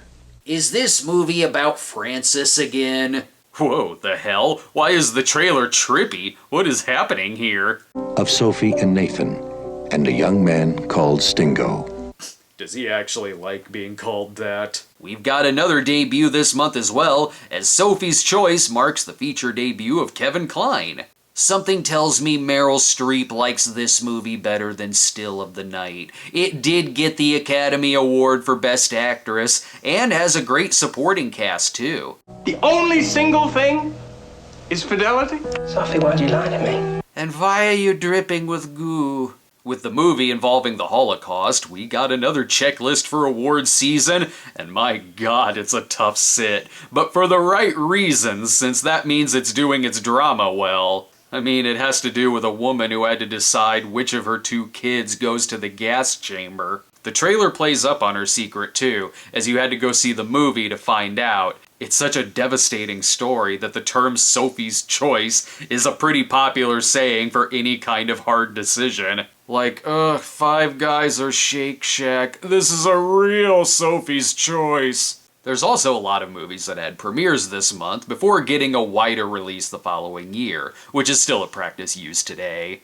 That championship season had its New York premiere in December, Time Rider premiered before going wider in January, The Year of Living Dangerously had its Australian debut this month, and Harry Tracy would also come to us in January after its December Canadian release. What a month for Bruce Dern movies that got premiered for an '83 release! And let's not forget movies like Disco Dancer, which didn't come to the States, but was one of the highest grossing international releases of the year. But thank God in the States we got the wide release of The Toy. I'm sure it'll fill your comedy hunger before Tootsie comes out. Some people will do anything to find a job. Wow, again, what a real Sophie's choice. I love how White Dog got royally screwed, but the movie where a rich kid wants to purchase a blue-collar black man as his own personal toy? Sign me up. He'll teach Scott Schwartz not to put his tongue on frozen poles. I kid. This is a movie I also grew up watching, and like Airplane 2, yes, it was because it was on Comedy Central a lot. It was severely panned by critics, but was a huge hit with audiences, probably helped by the star power of Richard Pryor and Jackie Gleason, though at times it feels like Pryor himself is crying out for help. I was embarrassed and humiliated. You acted like money was the most important thing. I was wrong! Well, it's a better movie than Critical Condition. What kind of house is this? He's bathing with the kid? And what is this? A spanking machine? It better not have sitcom jokes. I love You laugh. You kinky little devil. I bet they bang. Should have also bought the kid a laugh track. If it's Pryor playing off of kids you want, Bustin' Loose is the far better Richard Pryor movie. Even if this one has more nut shots and Pryor looking miserable. I just love educational toys. The Toy. I'm dead inside. If you're now in the mood for Eastwood after my references in Savannah Smiles, we've got you covered with Honky Tonk Man.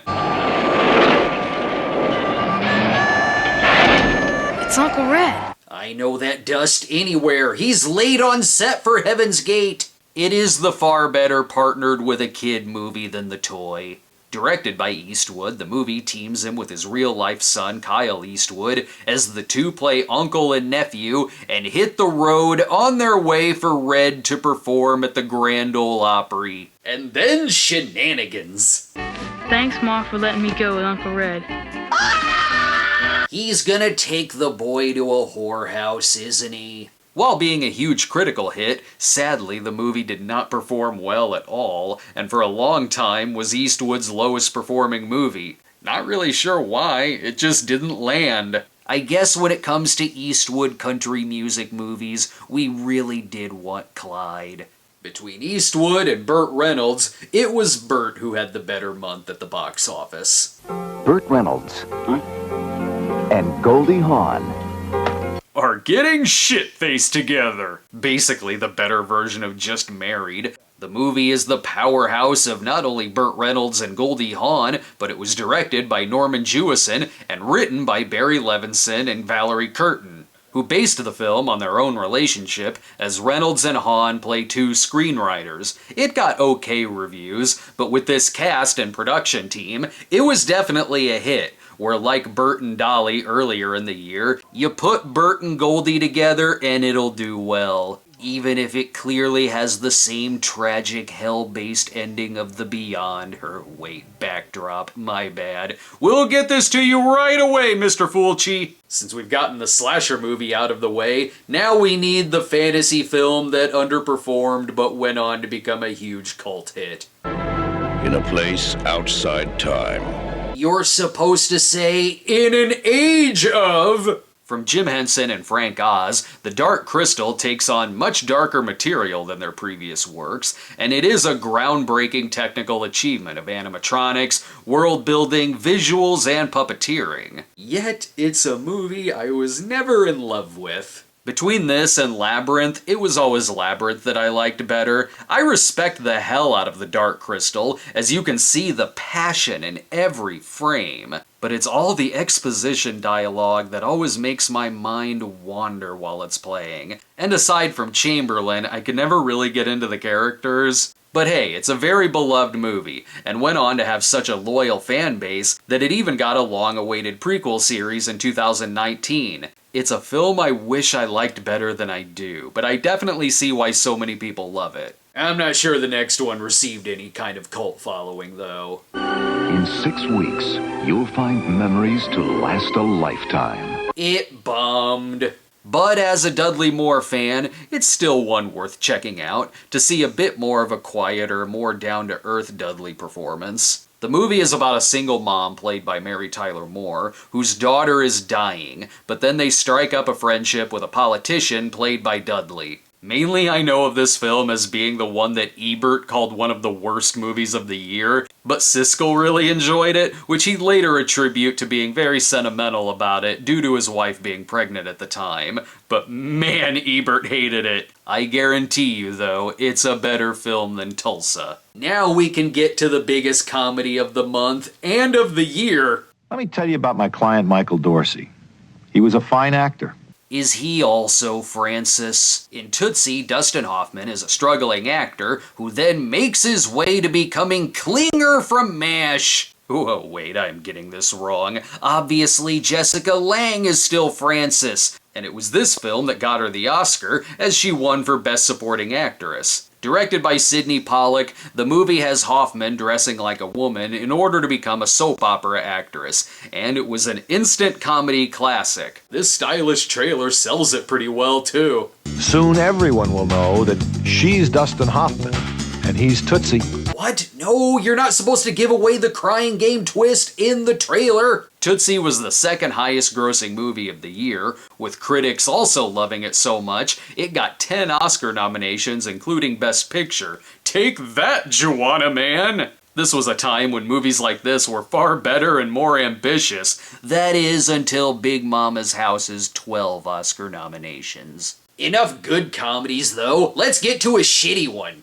Follow the trail of the world's greatest detective. Well, Sellers died in 1980, so this Pink Panther movie's gonna be a mess. Talk about a movie where the behind the scenes are more interesting. Trail was a combination of deleted scenes from previous Pink Panther movies, mixed in with new footage after Dudley Moore turned down the chance to play Clouseau in what originally would have been the Sellers written film Romance of the Pink Panther. The movie did, however, have David Niven back from the first one, though with his weakened voice due to ALS, he was dubbed by Rich Little. Hell, Sellers' widow sued the producers over the film being an insult to Sellers, and she was awarded $1 million.